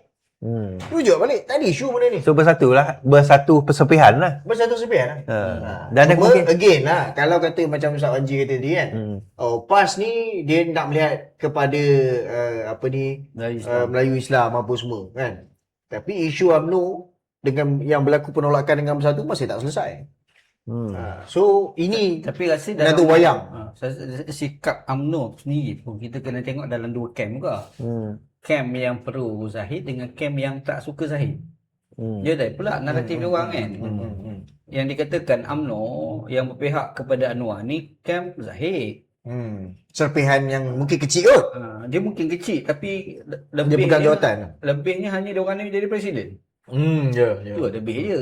di mana yang UMNO lah. UMNO tu. Kan? Tapi kalau kita tanya UMNO bawah-bawah, dia orang ni bukanlah pure Zahid. Betul. Tanya UMNO bahagian, tak ada pure. Bahkan UMNO bahagian pun dalam PRN lepas 6 negeri tu pun, dia orang memberi undi kepada PAS kerana Zahid itu gagal memberi jaminan beban Najib. Betul. So ada tak ni thinking out loud je lah kan, berfikir secara imajinasi lah kan. Pemilihan parti UMNO next year tau. 2027 bersatu next year. PKR 28 lah. Zahid ada kemungkinan disisihkan. Dia kemungkinan ke arah itu. Orang siapa naik tu kita tak tahulah. Ada kemungkinan ke arah itu sebab bila kita tengok di Johor, kekuatan Zahid seolah tak ada tau. Johor, Negeri Sembilan. Dia lah buat keputusan tu sebenarnya. Apa sikap Zahid sebelum ni? Tak ada. Ada soalan dia. Different. Okay, Negeri Sembilan 14 orang declare. Zahid kata dia tak tahu. Johor buat deklarasi 56 kursi nak bertanding. Zahid kata dia tak tahu. Betul, kita kena soal balik. Leadership Zahid sebagai Presiden UMNO tu. Soalan tu. Dia seorang pemimpin tu, dia leader. Tapi leadership sejauh mana leadership Zahid Hamidi sebagai Presiden UMNO? Sebab kenapa keputusan Johor, keputusan Negeri Sembilan macam luar kawalan Zahid lah. Ya. Tu persoalan dia. Ya. Sebab kalau kita tengok tak keterlaluan lah kalau kita nak katakan Zahid lebih dilihat mesra Anwar berbanding mesra UMNO kan. Jadi dalam keadaan macam tu sebenarnya end of road lah untuk Zahid ni. Sebab contoh kita lihat Dr. Kamal, Dr. Akmal Saleh. Melaka. Melaka. Dia hentam DAP, entam, boleh tahan. Tak, yang itu memang dapat dalam pengetahuan Zaid. Oh ya. Yang Maksudnya itu Zaid rancang. maknanya dalam mesyuarat dia orang punya ni, dia Zaid- memang dibenarkan. Dibenarkan. Maksudnya apa? Maksudnya Zaid main game UMNO kod mana? Game dia lah. Kod mana pun walaupun kita mesra Anwar, tapi identiti UMNO mesti Kekal. dikekalkan. Akmal. Ya, So Akmal tu lah. Ini juga dah disebut oleh Raf. Hati-hati dengan UMNO. Hati-hati dengan UMNO. Nampak dia mesra dengan kita. Tapi sebenarnya Akmal itulah identiti UMNO. Jadi atas wayang-wayang ni kita jadi muak. Yalah. Sebab saya mula-mula keluar penjara, ada seorang pemimpin UMNO lah, makanya saya tak boleh sebut nama. Ajak jumpa. Kat pejabat UMNO lah. Tapi ada cerita lucu lah sebab pertama kali pijak pejabat UMNO dan saya cakap dekat orang tu lah, pimpinan tu kata, dulu ni Ana ni masuk pejabat ni Datuk, orang kata pejabat ni loteri kebajikan. Kan? Sebab kami dalam PAS dulu kata UMNO ni buat-buat. Hari ni Ana pijak pejabat Datuk. Ni cerita lah. Tapi menariknya soalan pada Datuk, dia kata, you Ustaz, apa pandangan you pasal UMNO? Pandangan peribadi. Jadi saya kata macam ni lah. Saya masa tu saya ada PKR kan. Saya kata saya ada PKR, tapi saya nak bagi pandangan untuk melihat UMNO tu jadi baik. Walaupun merugikan PKR. Jadi menarik ayat tu kan. Dia pun tanya apa maksud you. Jadi saya cakap dia, saya macam ni Datuk. Saya berpandangan orang macam Akmal Saleh ni memang perlu diramaikan untuk UMNO ni survive. Dia kata pelik cara you fikir. Dia kata tak, saya cakap ni sebab saya cakap dengan dia lah. Allahyarham Tuan Nazir pernah pesan, dia kata al-mustasyar wa mu'taman. Nabi kata orang yang diminta pandangan ini sifat dia mesti amanah. Jadi saya percaya UMNO bila tanya pandangan saya, mestilah dia nak tengok UMNO tu baik. Yalah. Maka amanah saya memberi jawapan untuk pastikan UMNO tu baik lah. Dalam konteks UMNO lah. UMNO lah. Walaupun saya parti PKR. Walaupun jawapan saya ni merugi pada PKR. Saya cakap pada masa tu ni, saya keluar penjara dalam sekitar awal-awal tahun 2024. Tapi pandangan Ustaz lah, kenapa perlu ramai orang macam Akmal Saleh di dalam UMNO? Bukan benda tu akan merugikan negara? Dia bukan merugikan negara. Mengamalkan, mewujudkan ramainya Akmal Saleh itu adalah baik untuk pengundi Melayu terhadap UMNO. Untuk kepentingan politik dia lah. Segi politik lah. Politik dia. Dan dia pun tanya tu untuk nak bagi UMNO tu okey. Jadi jawapan kita kepada dia pada masa tu nak bagi UMNO tu okey. Walaupun merugikan PKR jawapan tu. Kan? Alasan saya pada masa tu lah. Ini saya cakap lah. Saya tak cakap daripada sudut analisis data. Tapi saya memberi jawapan tu berasaskan kepada sudut pandang sosiologi. Bagaimana nak mengokeykan atau meningkatkan imej UMNO? Dari sudut sosiologinya adalah UMNO turun-temurun mengajar kita nak lawan, kalau kita nak kuat, kita kena lawan DAP. Yang ajar ni UMNO. Dan pemula bagi ajaran itu Mahathir. Mahathir ajar lama kan. Jadi memang UMNO ni dia boleh survive apabila dia ditunjuk lawan Cina. Dan memang sejarah lepas 13 Mei, orang Melayu ni dia prejudis terhadap Cina. Betul. Prejudis ni gila. Kan? Dan cara orang Melayu selepas 13 Mei, dia nak tunjuk dia tak suka Cina ni, dia dalam banyak bentuk. Kan? Cuma kita perasan tak perasan dia. Contoh, orang Melayu ni cukup tak suka dengan anjing. Anjing. Kenapa tak suka dengan anjing tu? Padahal sejarah Melayu sebelum ni, orang Melayu tak ada masalah pun dengan anjing ni. Betul. In fact ada satu gambar ulama tu ada anjing lagi. Anjing kan? Rupa-rupanya, ini saya agak menarik lah. Ini kupasan datang daripada Syamudin Rais lah. Dia selalu cakap daripada sudut Marxism. Sebab dia orang Marxis kan. Dia kata Marxism punya teori, ada benda ni dia tunjuk protes tapi secara metafora. Protes metafora. Walaupun nampak macam tak menyukai Cina, anjing tu sebagai metafora. Metafora pandangan Cina. Sebab dekat Malaysia ni, kalau kita sebut yang belanja ni Cina. Orang India jarang belanja. Jarang belanja, betul. Memang ada tapi tak banyak. Tapi lazim sangat yang belanja ni Cina. Pasal tak? Ini Syamudin Rais punya analisis lah. Dia kata ini analisis Marxism. Saya bila dengar, saya rasa macam munasabah sebab orang Melayu ni memang terkenal dengan metafora. Dia nak tegur orang, dia tak tegur direct orang Melayu ni. Masa kiasan. Dia pusing, dia baca pantun, dia baca sajak. Kan? Kita tengok filem Hanjebat dengan Hantuah, Nordin Ahmad dia bersilat. Tengah berkeris tu pun dia baca pantun lagi. Maksudnya inilah Melayu. Jadi Melayu kalau dia tak suka satu benda, dia tak berani cakap direct. Dia akan pusing-pusing. Dia pepatah pukul anak sindir menantu. Kan? Orang Melayu kan ada macam tu. Jadi 13 Mei ni benda ni Mahathir ada tulis dalam buku dia Malay Dilemma lah. Dilema Melayu. Dia tulis benda macam ni. Jadi Mahathir rasa dia faham. Sebab masa Mahathir bersama dengan Pakatan Harapan untuk menjatuhkan Najib hari tu, dia sendiri sebut dalam satu ucapan dia, yang ajar benci DAP ni saya. Dia sendiri mengaku, memang saya ajar pun kan benci DAP. Dan pada masa tu dia cakap tu sebab dia nak tarik sokongan DAP pada dia. Itu dia punya motif. Tarik sokongan Melayu. Tak, sokongan DAP pada dia, pada Mahathir. Oh, masa awal masa dia cakap tu pasal lawan Najib. Ya. Masa tu. Ya. Jadi masa Mahathir cakap tu saya dah terlintas dah. Maksudnya sebab saya percaya orang Melayu ni dia nak hero. Ni ujar saya pada Datuk tu lah, Datuk UMNO tu kan. Saya kata orang Melayu ni dia nak hero. Kata Ustaz cerita saya kan, kita kalau dalam propaganda dia mesti hero dengan villain. Betul lah. Orang Melayu ni dia nak hero. Kan? Dia tak mesti pandai. Yang penting hero. Mesti ada hero dan orang jahat. Orang baik dan orang jahat. Dia memang keadaan dia gitu. Jadi macam kita bangkit soalan, kenapa orang Melayu ni dia angkat Hang Tuah? Kenapa angkat Hang Tuah? Sedangkan kalau kita fikir balik, Hang Tuah ni girlfriend dia kena rembat sebenarnya. Ya. Girlfriend kena rembat. Hang Tuah ni paling hebat sekali. Tak, kita tanya soalan, kalau Hang Tuah ni hebat, mestilah kau jaga dia. Kalau kau jaga dia, kat mana kubur dia? Itu pun dah penat dah nak jawab. Kan? Cuma dalam satu ketika, orang Melayu ni, dia berjaya mengalihkan hero dia daripada Hang Tuah kepada Hang Jebat. Siapa pemula dia? Hang Ibrahim. Hang Ibrahim lah. Bila dia 98, sejarah dia berlawan. Rakyat. Itu diungkapkan selepas dia jatuh. Sebelum tu tak. Kan? Sebelum tu dia nak jadi presiden UMNO. Kan? Tapi lepas pada dia dipecat oleh Mahathir, ditekan oleh Mahathir, dia guna perkataan rakyat. Dan sekali watak Nordin Ahmad sebagai Hang Jebat derhaka tu keluar. Betul. Jadi Dia maksudnya jadi hero orang Melayu ni daripada Hang Tuah dah beralih pada Hang Jebat. Daripada sifat akur saja, feudal. Kan? Dia feudalism. Akur. Tapi hero, kan? Kepada melawan. Jadi Anwar ni dia berjaya ubah persepsi orang Melayu dari sudut hero. Bila sebut hero, dia mesti ada musuh. Mana ada hero jalan seorang? Yalah. Dia takkan jadi hero kalau dia tak ada musuh. Dia hero ni mesti ada musuh dia kena berlawan. Jadi orang Melayu ni nak hero.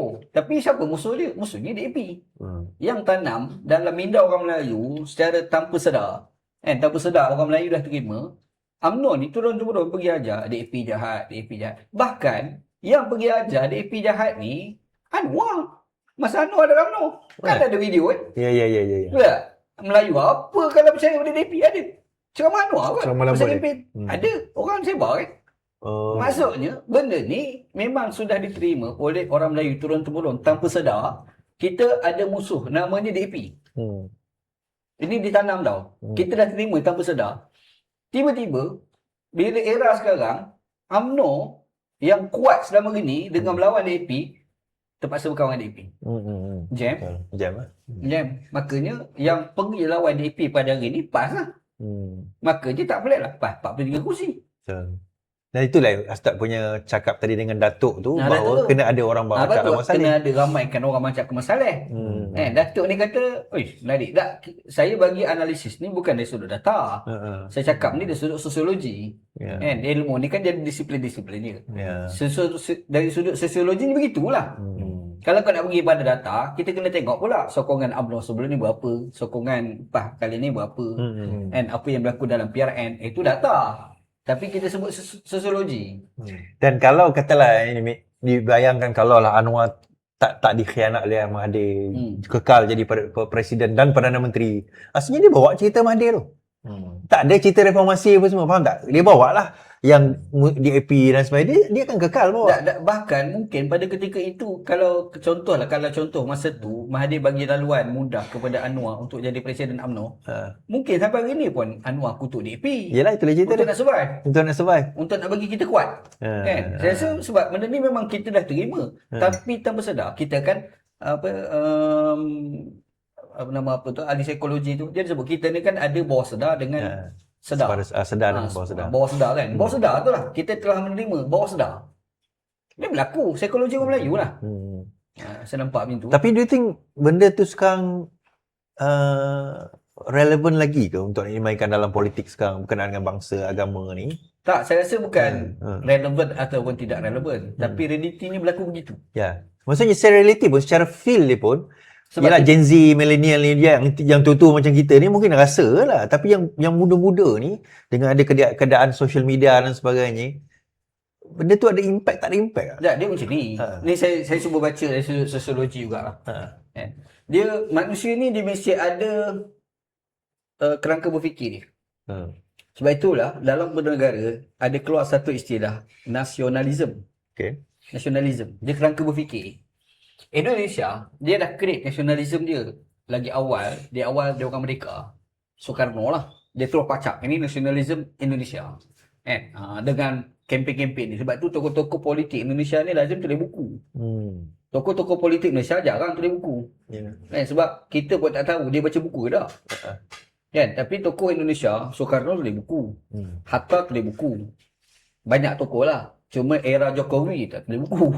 Kan? Prabowo tak tulis buku. Tapi yang lain tu sebelum tu lazim tulis buku. Sebab diorang ni bawa kerangka berfikir untuk membina negara.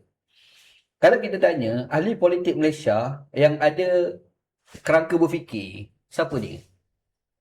Kalau kita kata Tengku tak ada. Sebab tu polemik berlaku 13 Mei. Ya. Tak selesai masalah Cina. Tun Razak? Tun Razak pemula. Tak kita tanya rukun negara ni start bila? Yalah, masa itu kan Teguh Rahman awal-awal dia. Tapi dia ambil daripada Indonesia kan, Pancasila kan. Hatta bendera kita tu dipertikaikan. Yalah, US. Orang petikai bendera kita ni sebenarnya betul ke pure datang daripada anak Malaysia, anak Melayu? Soalan kan. Lagu negaraku. Yang ni siapa Itu lagi selalu Dutch. bangkit. Ya. Alamak, samanya Indonesia. beza, kan? Indonesia memulamun. Kan? Daripada Indonesia tapi asalnya daripada barat lah kita. Tapi maksudnya situ problem orang panggil nasionalisme. Problem nasionalisme di Indonesia ni Soekarno ni dah cuba selesaikan. Dengan cara? Cara dia lah memerintah, dia serap dengan pendidikan, Ya, itu bahasa bahasa, soal nama. semua selesai. Mesti nama Indonesia. Kita masa Tengku ambil tak jelas lagi. Mungkin ada tapi tak jelas. Kesannya berlaku 13 Mei. Dan ada kritik dalam buku dia, Malay Dilemma. Dia kata tak selesai 3 perkara. Soal bahasa tak selesai, soal bangsa tak selesai, masalah identiti tak selesai. Sebab tu kalau kita tanya dekat Malaysia, kita ni kita ada polemik identiti. Betul. Orang Melayu, orang Cina, orang India, kita nak buat identiti Malaysia ke ataupun nak buat identiti Melayu, kau identiti India, kau identiti Cina. Polemik Malaysia. Indonesia tak ada, tak isu. Orang Cina bercakap Indonesia, tak bunyi Cina. Betul. Sebiji Indonesia. Habis kita kata Indonesia bukan orang Cina kan? Boleh tanya gitu soalan. Sebab dia soal identiti selesai. Dan among dia orang pun cakap Indonesia, dia tak cakap Indonesia. Cina. Wajib. Ada Thailand. Thailand pun selesai. Betul, Thailand. Bagi bangsa pun. Ya. Sebab soal identiti, nasionalisme dia clear. Tapi kalau kita tanya Malaysia, kelang kabut. Mana? Saya pernah cakap lah 2-3 orang kawan yang rapat-rapat dengan Anwar Ibrahim. Saya selalu berharap daripada dulu. Kalaulah Anwar Ibrahim jadi Perdana Menteri, benda ni diselesaikan oleh Anwar Ibrahim. Masa tu. Ni cerita masa Anwar Pembangkang lah. Yalah. Tapi dalam 3-4 tahun ni, saya tak nampak sebenarnya. Apatah lagi polisi agama, polisi pendidikan kita tak jelas. Agama ni kita bergaduh hari mufti tu. Apa polisi bergaduh khilafiyah ni? Sedangkan apa yang Anwar bercakap dengan sepatut dilaksanakan dua benda berbeza. Kena rakyat khilafiyah. Anwar bercakap lagu tu. Betul. Tapi Dia dalam masukkan era rang. Dia masuk RUU tu. era dia jadi Perdana Menteri, kita bergaduh kafir-mengkafir, salafi khalaf. Benda dah 1000 tahun tak habis. Padahal dia tu cakap kita kena ra'i khilafiyah, kena ra'i khilafiyah. Dan kalau kau yang banyak cakap ra'i khilafiyah, yang Perdana Menteri sebelum ni tak cakap pun benda tu, kenapa zaman kau jadi masalah macam ni? Sebab tu saya cakap polisi agama tak selesai. Agama, bangsa. Tak selesai polisi pada era Madani. Lepas tu polisi melibatkan kepada pendidikan. Saya tak selesai. Bila dia kata budak-budak pergi sekolah kena cuci tandas dulu, baru tu dia cakap kan. Saya kawan dengan 2-3 orang guru besar. Dia kata, Allah kami terkejut Ustaz. Ni guru besar cakap, kenapa cikgu? Dia kata masalah kita nak beli mop, nak beli pencuci jamban tu, benda tu kerajaan tak selesai kan. Tiba-tiba kita kena ajar budak pergi sekolah cuci jamban. Dah Macam mana kami nak bagi budak-budak jujapan? Adakah orang tak selesaikan? Itu polisi dia. Pada kalau kita tengok kan, polisi dia announce dulu. Sama dia yang 6 tahun tu. Ya, dia umumkan dulu. Sebab tu saya tanya pula cikgu tu. Ada kajian ke tak? Kita nak cadangkan satu polisi, kita kena buat kajian dulu. Betul. Latihan dia. Sebab kaedah kita, tak payah cerita berat lah. Kita cerita kita buat kajian PhD master kan. Mesti ada problem statement dulu. Betul. Kalau tak ada problem statement, macam mana kau menawarkan polisi? Faham tak? Sebab tu saya pening. Sebenarnya kerajaan ni, dia ada problem statement ke tak? Atau dia menjalan. Ke pakai ikut kelintas. Sebab tu saya ada guna perkataan lah kat kawan-kawan. Masalah kerajaan Madani ni IT ni lah ikut terlintas. Apa terlintas? Jadi buat statement. Saya jumpa orang ni, orang cakap, okey sekarang macam ni. Mana boleh macam tu? Polisi ni kau kena kaji. Betul. Kena ada data. Kena data. Itu yang berubah-ubah tu kan. Barulah benda tu jadi tau. Jadi bila kau cadang, contoh, aku nak laksanakan agenda pendidikan bukan semata-mata pelajaran. Dia didik dengan pelajaran dua benda berbeza. Kan? Pelajaran ajar ABC tu. Pendidikan tu yang cuci jamban tu. Betul lah, bagus idea tu. Betul. Tapi sebelum kau nak laksana, kau kena panggil orang-orang yang pakar pendidikan buat kajian dulu. Sejauh mana kemampuan, ada tak keperluan tak. Itu kena kaji benda macam tu kan. Ini tak announce.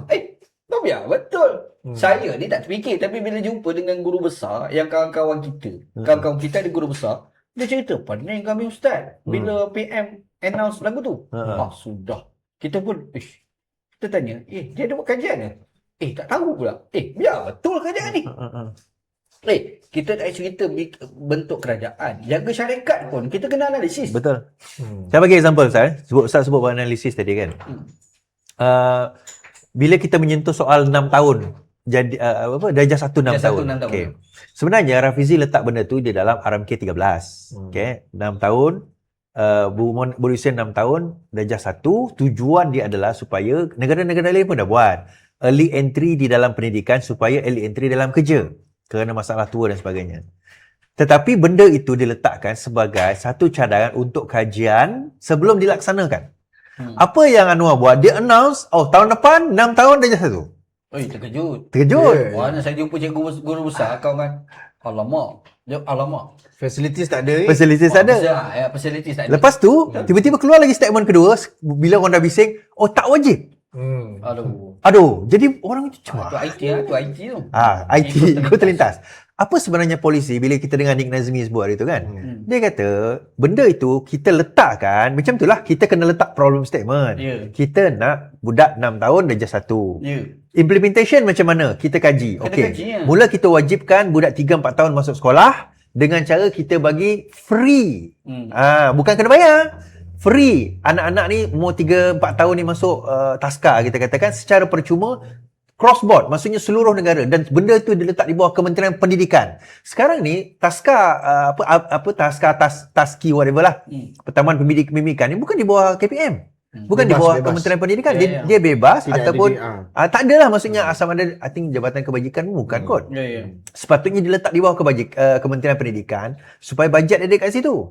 And it's free, macam juga sekolah rendah. Tapi nak hantar private tu cerita lain. So bila budak 3 tahun dah dapat pendidikan percuma masuk sekolah lah, masuk 4 tahun cuma, bila dia masuk 5 tahun dia dah tak ada masalah untuk belajar benda ABC. Masuk 6 tahun dia dah boleh darjah 1 kita kata. Itu polisi dia, dan mungkin mengambil masa 5 tahun. Ya, betul. Polisi tu 5 tahun. Jelas. Sweden pun kita baca sejarah negara dia pun bermula kelang kabut juga. Tapi bila dia sistematik, betul dia berjaya. Kita ni ikut terlintas. Tak boleh lagu tu. Kan? Contoh kita ni kalau bentuk sebuah negara, kita kena ada nasionalis dia, sumbat dalam fikiran orang. Dan sebenarnya nasionalis ni boleh dibina. Utamanya pendidikan lah. Mesti melalui pendidikan. Pendidikan, media, ini peranan penting. Kalau orang tanya, boleh ke tak? Boleh dibuat ataupun boleh tidak? buat atau tidak? Kalau kita tanya balik lah, Ratu Dr. Mahathir ni buat dah. Bahkan ketika itu Anwar dalam kerajaan, iaitu satu contoh ya. Pernah tak kita fikir filem P. Ramlee tahun 50-an, 60-an, maki ni gurauan. Maki orang ni gurauan dalam filem P. Ramlee. Ya. Kan kau tengok mak kau ingat ni P. Ramlee. Mak. apa lah? Aku nampak nasi, kata dia. Tengok nasi pun kau memekik. Kan? Rupa-rupa kepala kerbau. Itu bukan nasi, itu nenek kau. Ingat bila Ya. Tapi kita tengok tu, kita rasa maki ke gurauan. Ya gurau lah bagi Gurau. kita. Tapi maksudnya, orang zaman tu, perkataan bodoh, ini ni gurauan. Macam orang Melaka semua celaka lah. Macam orang Melaka celaka kau. Benda tu gurauan. Do naik, ada nak kemat. Dia macam tu tau. Tapi, masa era tu Dr. Mahathir, Bakat Anwar dalam pendidikan, dalam Kementerian Pelajaran pada masa tu Masa tu tak silap guna pelajaran lagi, tak guna pendidikan. Sebab kita ada fasa perubahan nama. Ya. Kan, Kementerian Pelajaran. Anwar ni ada kempen tau pada masa tu. Budi bahasa budaya kita. Ya, betul. Ingat lagi. Budi bahasa budaya kita. Kempen. Kempen tu bukan semata-mata dekat sekolah dia bagi kempen. Media. Kalau kita ingat menteri, kalau hari ni kita bagi komunikasi lah. Dulu Menteri Penerangan. Mak Rahmat. Tomat. Mak Rahmat kan? Tok Mat. Tok Mat ni, mana-mana cerita P.Ramlee, kalau ada maki tu mesti tut. Dia sensor. Kan? Cakap tu, ada balik. Kesan ni, hari ni, kita ni kalau dengar orang maki, oi, tak boleh. Padahal dulu benda tu okey. Itu sebagai salah satu contoh, kalau orang kata, boleh buat ke tak? Memang boleh buat. Kita tak nak buat. Sama ada kita tak nak buat ke, ataupun kita tak terfikir macam mana nak buat. Dan masalah, bila kita tak terfikir, pergilah jumpa orang, bincang. Itulah pentingnya mesyuarat. Ya, kaji. Kan? Bukan terlintas. Cari pakar. Cari pakar. Dah, dekat Malaysia ni, orang pakar ni ramai. Betul. Tak payah cerita luar. Dalam PKR tu ramai pakar. Betul. Dalam PKR Doktor, tu sendiri. PhD kan. Tak, contoh, saya misal contoh. Pernah tak kita fikir dalam PKR, ada pakar matematik. Oh. Pakar matematik Malaysia. Ya, tahu. Dr. Alinor. Dr. Alinor. Itu kawan. pakar matematik. Dia Ya. bukan cerita 1, 2, 3, 4. Satu tu kenapa tegak? Kenapa dua tu pusing? PhD dia dalam maths kan? Kan lebih kurang macam tu lah. Dia ni salah seorang ahli matematik Malaysia. Betul. Seorang lagi Prof. Syarif. Itu ada PKR tu. Oh. Saya pergi jumpa lah. Lepas saya keluar penjara, saya jumpa dengan Prof. Syarif dengan Dr. Alinor. Ada kat jangan panggil? Tak ada. Kau tak panggil?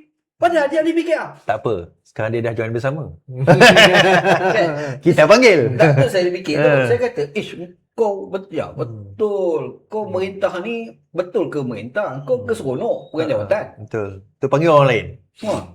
Tak, dia berbalik kepada isu asas. Isu asas dia adalah apa tujuan memegang kuasa ni? Tak, soalan dia. Apa tujuan? Soalan dia, kau kata reformasi sistem.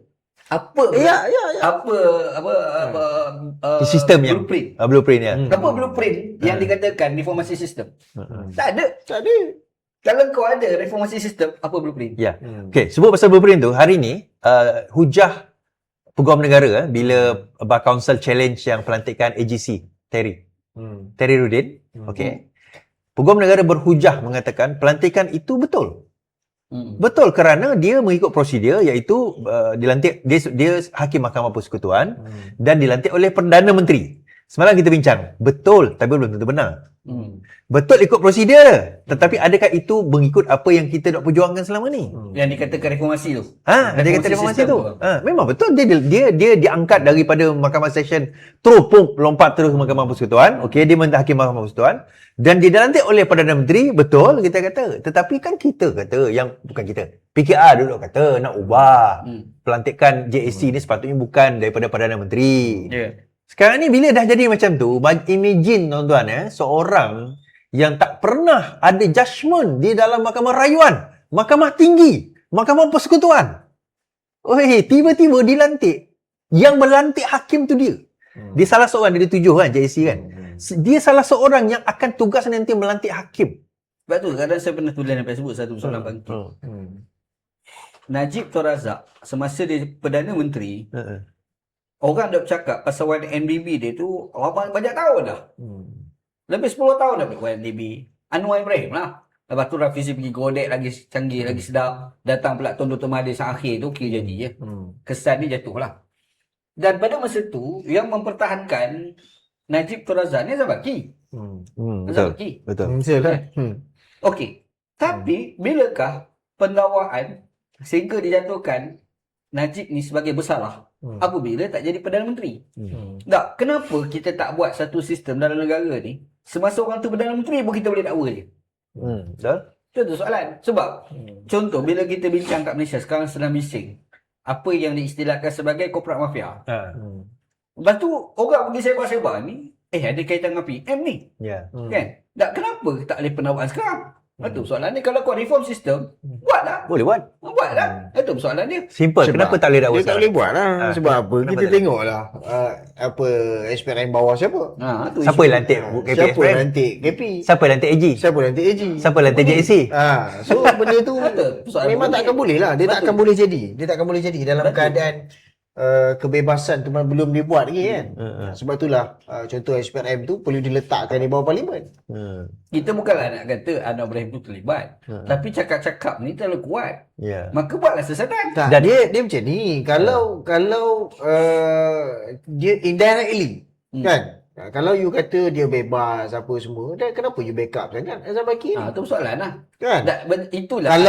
Kalau tak ada kaitan lah. Sebab itu ya asbab-asbab yang timbul dalam fikiran orang. Orang awam melihat Termasuk begitu. kita lah. Termasuk kita. Kita fikir, kenapa Nah. Kenapa Itu soalan. Walaupun dia dah jawab dalam parlimen kan. Farah Harsh ni bekas pembantu tak dia lah. cukup. Tak Saya cukup. Jawab je boleh Tak jawab. cukup. Sebab you ada kebebasan. Kuasa You tu ada datang liberty kau. untuk jawab dalam parlimen. You goreng lah apa pun. Goreng lah pun. You kebal pun. Dan benda tu kita tak boleh cross. Dah lah benda tu. Benda sama kat Najib dulu. Ya, Dia dia jawab dalam parlimen. Apa warna NDB dia kata? Oh saya bersumpah ke masjid bang? SRC. Ingat tak? Itulah cerita dia. Tapi kenapa lepas dia tak jadi PM, pembuktian proses mahkamah terbukti bersalah, dijatuhkan hukuman pula, masuk penjara lagi 12 tahun lagi Dan tu. kenapa semasa dalam Perdana Menteri masa pegang jawatan tak boleh nak siasat? Itu saya bangkit. Tiba-tiba kita di kerajaan sama je kita Dia ni. macam mana nak siasat kalau dah Dia punya kuasa. dia Berarti memang takkan boleh lah. Itulah sebab kenapa kita Tu nak reform tu. reform. Kita duk Sebab tu cerita saya nak bangkit. reform. Kita ni masuk PKR antaranya kita tengok idea reformasi tu. Ya, betul. Sistem kita ni negara ni Bagus kalau ni. ikut dia ni bagus banyak ni. Hmm. Tapi bila naik macam UMNO apa beza dia? Mula kita confused lah. So Ustaz, kita sekarang ni dalam bersama kita ubah benda tu. Ideologi tu tadi jelas. Kita kena jelas benda tu. Yeah. Kita bukan susuk tubuh seseorang ni bukan. Ya. Sistem lah. Sistem. Tengok apa yang dibawa. Sebab tu saya Sebab tu fikir- bila tengok dalam PRN Johor kan, bila dimomokkan dalam dihidangkan kepada masyarakat, wayang-wayang politik ni sebenarnya dia membawa kepada pembunuhan. Kan? Tadi Ustaz punya point bila dia kata orang macam Akmal ni diperlukan. Tapi saya sedikit berbeza lah. Bila benda tu dibiarkan, kan? Dia akan menjadikan sebagai satu doktrinisasi pembunuhan lah. Kan? Orang akan dilatih untuk malas berfikir, orang akan dilatih tak payah fikir lah. Sentimen. Sentimen. Sebab main sentimen. Main sentimen ni otak tak Tak penat. fikir. Sebab saya fikir macam ni. Saya fikir sebab perspektif saya ditanya soalan itu adalah untuk UMNO survive. Untuk UMNO Yelah, survive. yelah. Faham lah tu. Satu. Yang kedua, Dia ambil lah benda tu. yang keduanya, sebenarnya Malaysia ni kita tak selesai lagi berkenaan dengan identiti. Sebab itulah UMNO nak survive, dia kena guna game tu untuk nak menang. Faham maksud saya? Faham. Dan kita Tapi- tengok kan, dia jadi lebih teruk. Dia jadi lebih teruk sebab sekarang ni seolah-olah kan ada banyak gambar AI keluar sekarang ni. Betul. UMNO bawa apa jalan, sekarang ni semua ketagih kat dia kan. Minta apa kerjasama dalam PRN Johor kan. So dalam PRN Johor lah kan. Propaganda dia tu. Propaganda lah. Konon-konon semua orang nak Semua bersama nak dia kan. semua nak dia kan.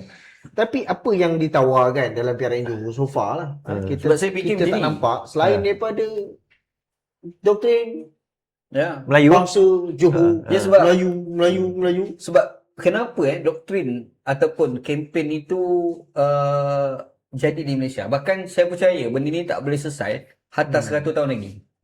Yang UMNO punya doktrin. Politik identiti. Politik istilahnya. identity. Sebab kita tak selesaikan identiti negara. So what's your suggestion? Dah kena selesaikan identiti negara lah. Apa itu Malaysia. persoalan nasionalisme? Apa itu rakyat Malaysia? Apa itu Malaysia? Apa itu rakyat Malaysia? Apa polisi bahasa? Apa polisi bangsa? Apa polisi budaya? Itu kena sesat. Dan benda Yang ni tu kita Indonesia tak jelas. sesat kan? Betul lah. Kalau kita tengok Indonesia, dia orang bergaduh-gaduh. Dia orang bukan bergaduh pasal nasionalisme. Dia orang bergaduh ni sebab pemimpin dia orang Polisi. rasuah. Rasuah yalah, rasuah. Kan? Dia berlawan tajuk tu. Tapi kalau kita pergi, kalau lah contoh negara dia, pemimpin dia tidak rasuah. Bagus negara tu. Negara dia bermasalah, hanya yang naik tu ramai kaki rasuah. Macam Thailand lah. Dia gaduh-gaduh pasal polisi. Pasal ialah seorang ni rasuah, ni rasuah. Malaysia, kita gaduh buat rasuah satu dah kita gaduh. Tapi identiti tak selesai. Betul Kita juga. bergaduh pasal identiti. Kat sana identiti tak bergaduh dah. Bergaduh pasal rasuah. Memimpin yang tak guna. Cakap bodoh. Ya. Polisi yang sial. Ya, Tapi identiti tak bergaduh. Tak Thailand bergaduh. orang tak bergaduh buat identiti. Ya. Sebab tu bila bangkit, untuk 100 tahun di Malaysia tak selesai sebab kita identiti bangsa tak selesai. Dan mungkin sebab identiti bangsa itulah digunakan dalam politik tu ni sonok dan tak nak selesai. Tak Tak, boleh guna sebab- benda tu. Ya. Dia sebab macam ni, apabila tidak ada identiti negara, Ha. makanya masing-masing akan mengatakan identiti versi aku yang terbaik. UMNO cara UMNO, DAP cara DAP pula. Ya. Identiti DAP ni Malaysia. Ya, betul. Faham tak? Macam di sini ni Melayu. Tapi kita kena lihat satu sudut kan. Okey. Itu kalau dilihat dalam konteks kumpulan politik. Betul tak? Dia tunggang macam Is kata tadi, dia tunggang benda tu sebab dia lihat masyarakat masih lagi melekat dengan stigma-stigma macam tu. That's why kita nak kena ubah benda tu. Sebab tu saya Kita kena ubah dari sudut dalam kalangan rakyat ni. Dia tak boleh lagi melihat politik ni hanya UMNO, PKR Ya. dan juga PAS. Ya. Ini semua ni dia meneruskan agenda Yang sama doktrinisasi ni sebab dia tahu selama ini UMNO menang besar sebab apa? Bangsa iyalah Bangsa sentimen, lah. sentimen lah. So untuk UMNO ubah benda ni dia tak boleh lah. sebab tu saya Dia cakap tak boleh. awal, saya selalu letak pengharapan Anwar jadi PM dia selesaikan. Tapi dia pun tak selesaikan. Dia Faham? terbawa-bawa dengan Dia tak buat. dia bukan tak buat satu. Dia pula yang membawa benda tu. Lepas tu saya fikir sebenarnya benda ni saya baru cakap lah 2-3 orang baik-baik dengan Anwar lah. Saya cakap selalu bergerak. Anwar daripada awal kita tengok dia nak buat, tak buat. Kenapa persoalan dia? Dia ada jawapan. Ya. Dia ada jawapan sebab dia bagi alasan antaranya kita ni bukan majoriti. Kita kerajaan gabungan. Kita kerajaan gabungan. Lepas tu dia kata, jadi itu yang pertama. Yang kedua, reformasi ni memerlukan masa. Sebab itulah dia perlu memerintah lagi Satu penggal. Satu penggal. Baik, jawapan kita pula terbalik. Kita ada macam contoh, Saudara Raf dah sebut, Nick Nazmi pun sebut. Dalam kabinet tu, kalau kau nak bentang apa, kau nak buat apa, geng-geng UMNO ni tak bantah pun. Tinggal lagi kau yang Ini tak pada cakap bentangkan. Pesta buku tu ni dia cakap. Tinggal lagi kau yang tak bentangkan. Tapi Dia kita faham lah. Dia bukan isu mampu lah, isu mahu. Dia yang tak mahu buat. Adakah Tak sebab mampu. tak mau buat ataupun sebab dia pemikiran dia, Dia tak sampai lah. Dia tak bagi tahu. Kita dah buat sikit. So kita akan buat lagi Akan penggal datang. kedua kan. Dah, dia macam Berbeza dengan sepatutnya kau buat dulu. Rakyat tengok dah buat banyak lagi. So rakyat bagi kau peluang untuk buat tambah lagi. Tapi saya setuju lah betul tu. Cuma dia macam ni kalau kau mahu, paling tidak kau dah melangkah dah selangkah. ya, Masalah sekarang ialah nak capai tu mungkin 100 langkah. Tapi mesti ada langkah yang pertama dan langkah kedua. Tak persoalan langkah pertama tak buat. dia sebab kita tengok tahun kedua dia sibuk dengan susun atau remove LPG. RAF. 2 tahun buang masa dekat situ. Buang masa benda yang tak Buang masa benda yang mana kau berpolitik. Jackom pun diguna masa tu ingat tak? Jackom boleh guna pada masa tu. Dan saya lihat, adalah yang DM tanya kan. DM saya tanya. Dia kata, Zal, bagi aku satu sebab. Kenapa Anwar Ibrahim tak boleh menang dalam PRU16 ataupun mesti dikalahkan. Satu saya duk fikir-fikir, okey lah, satu sudut. Saya nampak. Saya bagi jawapan satu. Blockchain. Saya bagi satu jawapan blockchain. SPR, kalau kita benarkan lagi PKR ni menang, mentadbir dalam PRU16, selepas PRU16, kita akan menghadapi satu situation di mana SPR akan ditukar sistem menggunakan blockchain. Sama je. Dia akan tukar lah. Maknanya sistem pilihan raya dalam negara ni dia akan ambil kira menggunakan blockchain. Yang akhirnya kembali kepada zaman BN dulu. Yes, kau control tapi lebih teruk kot. Lebih teruk lagi Sebab lah. dalam blockchain ni you Macam- control everything. Macam Nampak PKR itu nampak macam legit. Nampak macam legit tapi sebenarnya sistem tu kau control semua. Siapa yang sistem tu? Dia kata sistem konon-konon teknologi lah. Hakikatnya kau orang lah sistem tu. Ya. Kau tukar sana, kau tukar sini, ikut selera dia lah. Benda yang kau boleh basic. Masa yang tanya saya ni, Dia tanya satu. So saya cakap satu ni je. Kita tak boleh ragut hak rakyat untuk mengundi ditukar kepada sistem blockchain.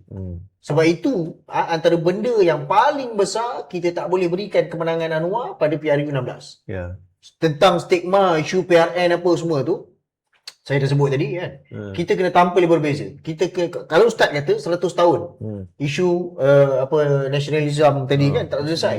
Tetapi kita perlu kita kena bergerak Melangkah. sekarang ni menunjukkan melangkah, memberikan Menuju ke arah itu. pembaruan. Kerangka pemikiran. Kerangka tak boleh lagi dalam kerangka pecah undi bangsa. Tak boleh. Tak pecah undi melalui agama. Dia sebab tu tak macam boleh. ni. Nak membentuk nasionalisme ni, dia tak semata-mata parti politik. Dia teknokrat, orang-orang cerdik pandai, dia kena himpun. Sebab tu Ustaz, kita ada 400 pegawai kerajaan mendaftar dengan bersama dan menjadi calon. Dan kita juga ada pakar-pakar tadi yang bersama dengan bersama. Maknanya sebab tu kita rangkulkan semua. Benda ni melibatkan pembentukan pemikiran. Sebab nasionalisme ni ism tu. Ya. Nasionalis ism. Faham tak? Ism tu bila melekat dalam jiwa rakyat, dalam kepala rakyat, pemikiran rakyat dan sebati, maka negara tu akan bergerak atas inspirasi rakyat tu lah. Do you think kita boleh buat ism nationalism yang bentuk Malaysia? Ya.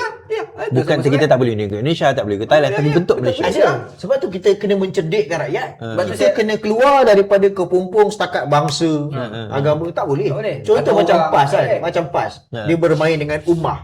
Dia buat statement ni. Sebut pasal ummah. Netizen jawab, adakah gerakan sebahagian pada ummah? Kantoi kat situ. Ya. Apa yang satu parti India tu apa dah? Ya, apa nama bekas Ramasamy apa. Dia dah masuk kan? Dah Tak masuk. tahulah, tapi kan ada dia dia nak masuk kan. Antara dia kan? masuk. So Dia sebab tu tu, soalan dia. sebab tu Tak selesai. benda tak selesai lah. Ya. Benda tak selesai Dari dan mana kita tak pacak sebab nak membuat nasionalisme ni dia mesti datang daripada kuasa. Atas parti akan panggil cendekiawan datang berbincang, mesti bias dia. Of course lah. Wajib dah. Dia nak dia yang menang. Kalau PAS contoh dia nak buat nasionalisme dia akan panggil cerdik pandai. Tapi cerdik pandai perlu dia. Sebab tu kerajaan kena pegang. Kerajaan tu kena buat. Bila jadi Okey. kuasa okey, bila kita sebut kerajaan nak buat kan, kita tengok dah berapa lama? Seminggu ada Tak daripada buat. pengumuman Itu pun PRN Johor kan. Gua. Setakat ni kita masih lagi 1 bulan. dihidangkan dengan momokkan bangsa Johor. Kita masih lagi. Kenapa benda tu berlaku? Sebab UMNO percaya dengan modal itulah dia dulu berkuasa dan cuba nasib menggunakan modal yang sama ni. ya. So bersama datang sebagai satu platform baru. Yang memberi alternatif bahawa benda ni kita kena pecahkan. Kita kena pecahkan. Kalau tidak kita akan repeat the same thing. Dia sebab kenapa Bangsa yang tak ada kesudahan lah. tajuk bangsa Johor tu dia termakan sebab kita tak selesai nasionalisme. Ya, again sama cerita tu lah. Sebab tak selesai tu je Yalah. bangkit benda tu makan. Sebenarnya benda ni patut kita dah belajar. Bila? Semasa Singapura keluar daripada Malaysia. Patut kena belajar dah. Okey. Tapi tak sebab fikir. Secara jujurnya lah. Adakah UMNO UMNO tak ada. akan buat benda tu? Tak. UMNO Takkan. Sebab UMNO Dia takkan buat. Sebab dia tahu benda ni akan merugikan dia. sebab tu kalau orang tanya saya, kenapa saya tidak UMNO? Antara sebab yang tu lah. Tapi kenapa saya masuk PKR? Sebab saya percaya Anwar nak buat. Kita percaya janji ni nak bawa reformasi Sebab ni lah. tajuk dia tu reformasi sistem. Kita percaya tu. Tengok Anwar tak buat. Yalah. Saya ni kenapa tak pergi? Sebab tu lah kita tinggalkan dia kan. Okey. Katakanlah in the future ni kita tak cerita 10 tahun. Mungkin bulan depan, mungkin 2-3 bulan akan datang. Tiba-tiba kita ni dipanggil. Maksud kita dipanggil? Kita dipanggil oleh satu kumpulan untuk mengatakan apakah kerangka nasionalisme. Antara langkah pertama yang kita harus lakukan. Apa dia? Panggil cerdik pandai lah. Panggil dia. Kita tak ada pilihan. Sebab kalau nak tak nak kita kena mencerdikkan rakyat. Dia Betul pilih. lah. Apa-apa pun kena selesai problem statement dulu. Ya. Jadi kenapa kena panggil cerdik pandai? Sebab dia orang yang boleh keluarkan problem statement negara ni. Ya. Dia tidak boleh ada kepentingan sentimen politik tadi. Dia kena beyond. Dia kena beyond. Dia Itulah kena beyond patut dia. Okey, so Macam kita tengok Soekarno dekat Indonesia. Walaupun dia bertemu dengan Hamka, tapi pandangan Hamka dia pakai. Dia memang bertemu dengan Hamka, dia penjarakan Hamka. ya. Tapi beberapa perkara hal-hal melibatkan kepada negara Indonesia, dia pakai Hamka. Maksudnya beyond. Adakah sekarang kita ditakbir oleh one man show? Ya. Ya. Wajib dah. Okey. Wajib mak al-gonah dah. Ni tokey kedai pun kata macam nak tutup kan. Tapi kita pergi kepada last questions in hand lah. Last topik kan? Pertukaran general perang. Kita tak bincang kan tu. Pertukaran jenis perang General perang PKR. PKR. Ni orang kata kita sibuk PKR. Bukan sebab dia kerajaan. Kan dia kerajaan, kita kena ambil tahulah yang orang yang nak bergerak. Kalau kita cerita tentang bersatu tak guna dah, dia bukan kerajaan. Tak, sekarang ni pertukaran jeneral perang dalam keadaan timbalan presiden tu dilihat 2 kali tidak ada tau. Sekali di Johor itu, sekali lagi dalam pelancaran jentera Pakatan Harapan dia tak ada, satu hal. Kemudian jeneral perang ditukar. Maksudnya daripada Izzah memegang jawatan pengarah JPRP pengarah pilihan raya diturunkan kepada sekadar sarjan untuk padan sasar tembak latihan kepada Amir dan Saifuddin untuk memegang. Now what do you think happen? Agak-agak sekarang ni makin teruk ke atau dia rasa Izzah tak bergerak ke? Soalan ni kena lebih afdal Ustaz jawab tu kan. Jawapan saya, kalau situasi begitu adalah buruk untuk PKR, maka orang bersama kena bergembira. Yelah. Itu jelah. Kalau lah itu yang berlaku tu adalah buruk bagi PKR. Itulah jawapannya. Tak, soalan dia Izzah di mana?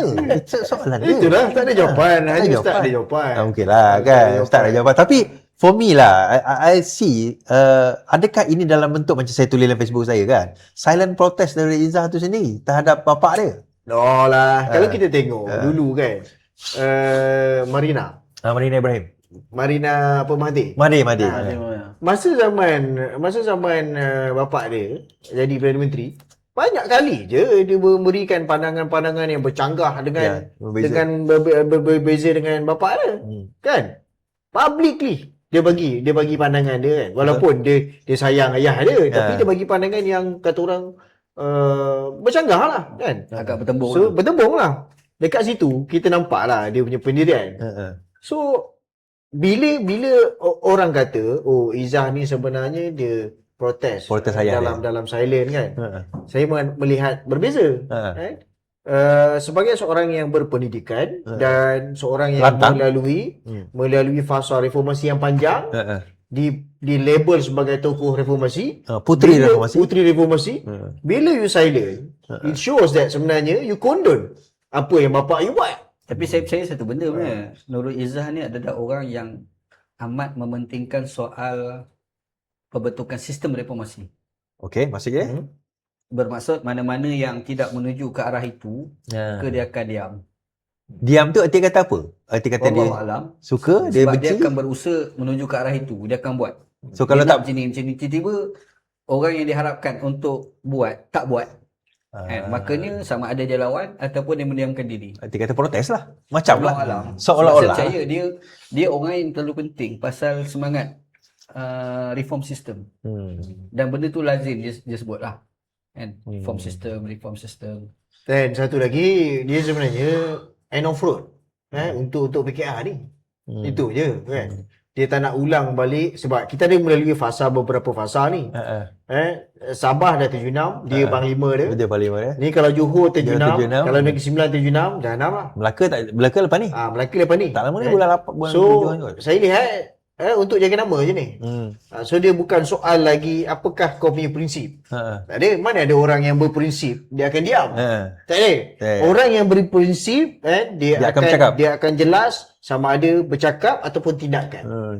Contoh dia tak bersetuju dengan apa yang PKR buat. Dia keluar dia bersama, dia memilih dengan bersama. Ataupun macam Ustaz, dia bersuara. Walaupun tak bersama dengan bersama. Lagi. Tapi dia bersuara. Belum lagi. Tapi masalah tiba-tiba silent. Saya ni bercakap sebab bapak saya bukan Ibrahim. Mungkin juga. Tapi dia berbeza dengan macam Marina tadi lah. Situation dia sama kan. Sama juga pernah jolokkan dia dua individu yang sama level. Izzah dengan Marina ni dua karakter berbeza. Backup nampak. Tapi minggu lepas kecoh juga, 2-3 minggu lepas kecoh juga Izzah masuk bersama. siapa punya propaganda tu tak? Binawi betul Tak geng-geng adalah. betul. Kita tak nampak lah. Kita tak nampak lah. Tapi So takkanlah. dia lebih kepada apa ni kata orang isu Isu lah. isu kan. Nak menyelamatkan nama dia, nak membersihkan nama dia kan. Kalau Johor terbalik, terbaliklah nama dia. Kalau Johor jatuh, terbaliklah nama dia. Ya. Pematang Pau masa Noizam mula-mula lawan tu menang besar. Majoriti lebih tinggi daripada papa dia lah dengan mama dia.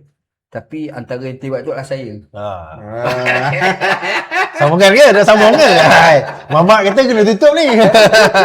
Tak apa. Di masa yang lain kita akan ceritakan. Hai. Jangan lupa kita ada lagi recording tu.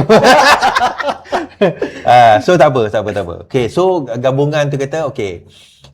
Nampak gayanya memang agak dalam last minute tukar jeneral perang ni memang satu tindakan yang melemahkan PKR kita kata. Memang bagus untuk bersama. Tapi untuk bersama nak take advantage ni saya rasa belum lagi because kita pun 2-3 bulan je. Kan? Tapi kita dah tahu, anything can happen. In fact hari ni kawan dekat Johor pun bagi tahu Cina di Johor utama kawasan bandar, dia rela undi UMNO daripada undi PKR. DAP. Ya. Dia kata bila ditanya, tak takut ke undi UMNO? Tak apa, undi UMNO, dia kata. Maksudnya yang turun sentimen kemarahan lah. Kemarahan bukan kerana dia sokong UMNO tu, tapi sentimen kemarahan tu. Undi Sebab protes ada lah. badan kajian bagi tahu saya kalau UMNO solo PKR kosong. Betul? Betul lah. Badan kajian lah bagi tahu. Betul lah tu. Tapi kalau bersama masuk ni, will that mengubah pendirian bangsa Cina ni? Menarik di Johor, Johor juga kata Rafizi dia tu, I think kedua lepas Selangor kot daripada segi Melayu. Jumlah Melayu tak ramai, about 53% je. Johor. Johor. Kalau kita kumpul total lah. Ya. Tapi kalau kita bagi kawasan, memang JB yang tak ramai, kawasan bandar yang ramai. Sebab tu bersama masuk ni kan, dia lahir lah kita katakan bersama lahir dalam keadaan yang rakyat dah bosan sangat-sangat kan. Ustaz Wanji berapa sekarang? 40 lebih. Tak lebih. Umur 40 lebih. 40 lebih kan. 9 So you bayangkan hampir 50 tahun rakyat dimomokkan dengan bila setiap kali pilihan raya, setiap kali ada musim pertembungan politik ni, isu yang sama. Kan? Bangsa. So kita dah kena keluar daripada kemumpung ni. Di saat UMNO masih lagi bergelumang dengan isu tu, macam tu juga dengan PKR, bersama ni memang yang paling ke hadapan. Paling awal membentangkan 12 agenda kepada rakyat. Macam manifesto lah tapi agenda. Manifesto lah kan. Saya pun fikir kak sebenarnya. So kita paling ke hadapan. Ya. Sebab saya fikir sekarang pilihan raya ni antara parti-parti besar ni PKR. Apa yang PKR buat sekarang? Ya. Itu soalan dia. Sebab saya duk tengok kat media-media, nampak bersama duk bentang dah. Manifesto lah apalah kan. Kita dah bergerak ni, Tapi yang PKR kenapa tak keluar lagi? Dia masih lagi topik UMNO mengkhianat. Topik-topik yang kita rasa macam apa benda ni? Benda lah, cerita dulu lah. Kalau apa tanya benda? balik, PKR nak kempen dalam PRN ni apa benda? Nak kutuk UMNO, hoi apa? Kau sekali dia kan? Sekarang UMNO pakai hoi tu. Dia kan jadi pelik tau. Kita kalau tulis share dalam Facebook lagu hoi yang marah ni PKR. Ya. UMNO elak. Sudah. Padahal dulu yang duk nyanyi lagu tu kutuk UMNO ni UMNO boleh. Itulah. Yalah. Okey. Apa jadi Sabtu ni? Sabtu ni ada apa? Seremban. Seremban Kat mana? Seremban. Kat mana Nanti Seremban? kita share lah dekat kawan kita. Nanti kita share lah. Sini dah tulis ni. Ni bersama Jelajah punya Segancin. dekat Seremban, Dewan Perdana KRS Seremban. Lepas tu Sabtu Ayahat dekat Ipoh kan? Seremban di Ipoh. Mika Avenue. Mika Avenue. Dekat Ipoh 14 Jun dekat Mika Avenue Ipoh. Ini Ipoh ni. Mika. Orang Perak. Orang Perak. Dewan Perdana KRS Seremban pukul 8 malam. Dengar-dengar kita pergi lah insya-Allah. Pergi lah sebab yang dua pertama tu aku dah skip lah. Yalah. Kau tempat lain. Kena pergilah Seremban. Kena pergilah. Dengan Perak ni kan. Perak Seremban. Okey, insya-Allah jumpa kat sana lah InsyaAllah. Mamak pun dia bagi signal suruh kita belah ni lah. Alamak, tutup lampu pula dia kan. Okeylah, itu je lah ni. Thank you very much lah, tak apa. Ni siapa nak bayar ni? Kan? Apalah. Atau malah bayar. Alamak, aku bayar lah, tak apalah Okay, thanks. So nanti itulah, okeylah. Wallahu a'lam. Allahu a'lam.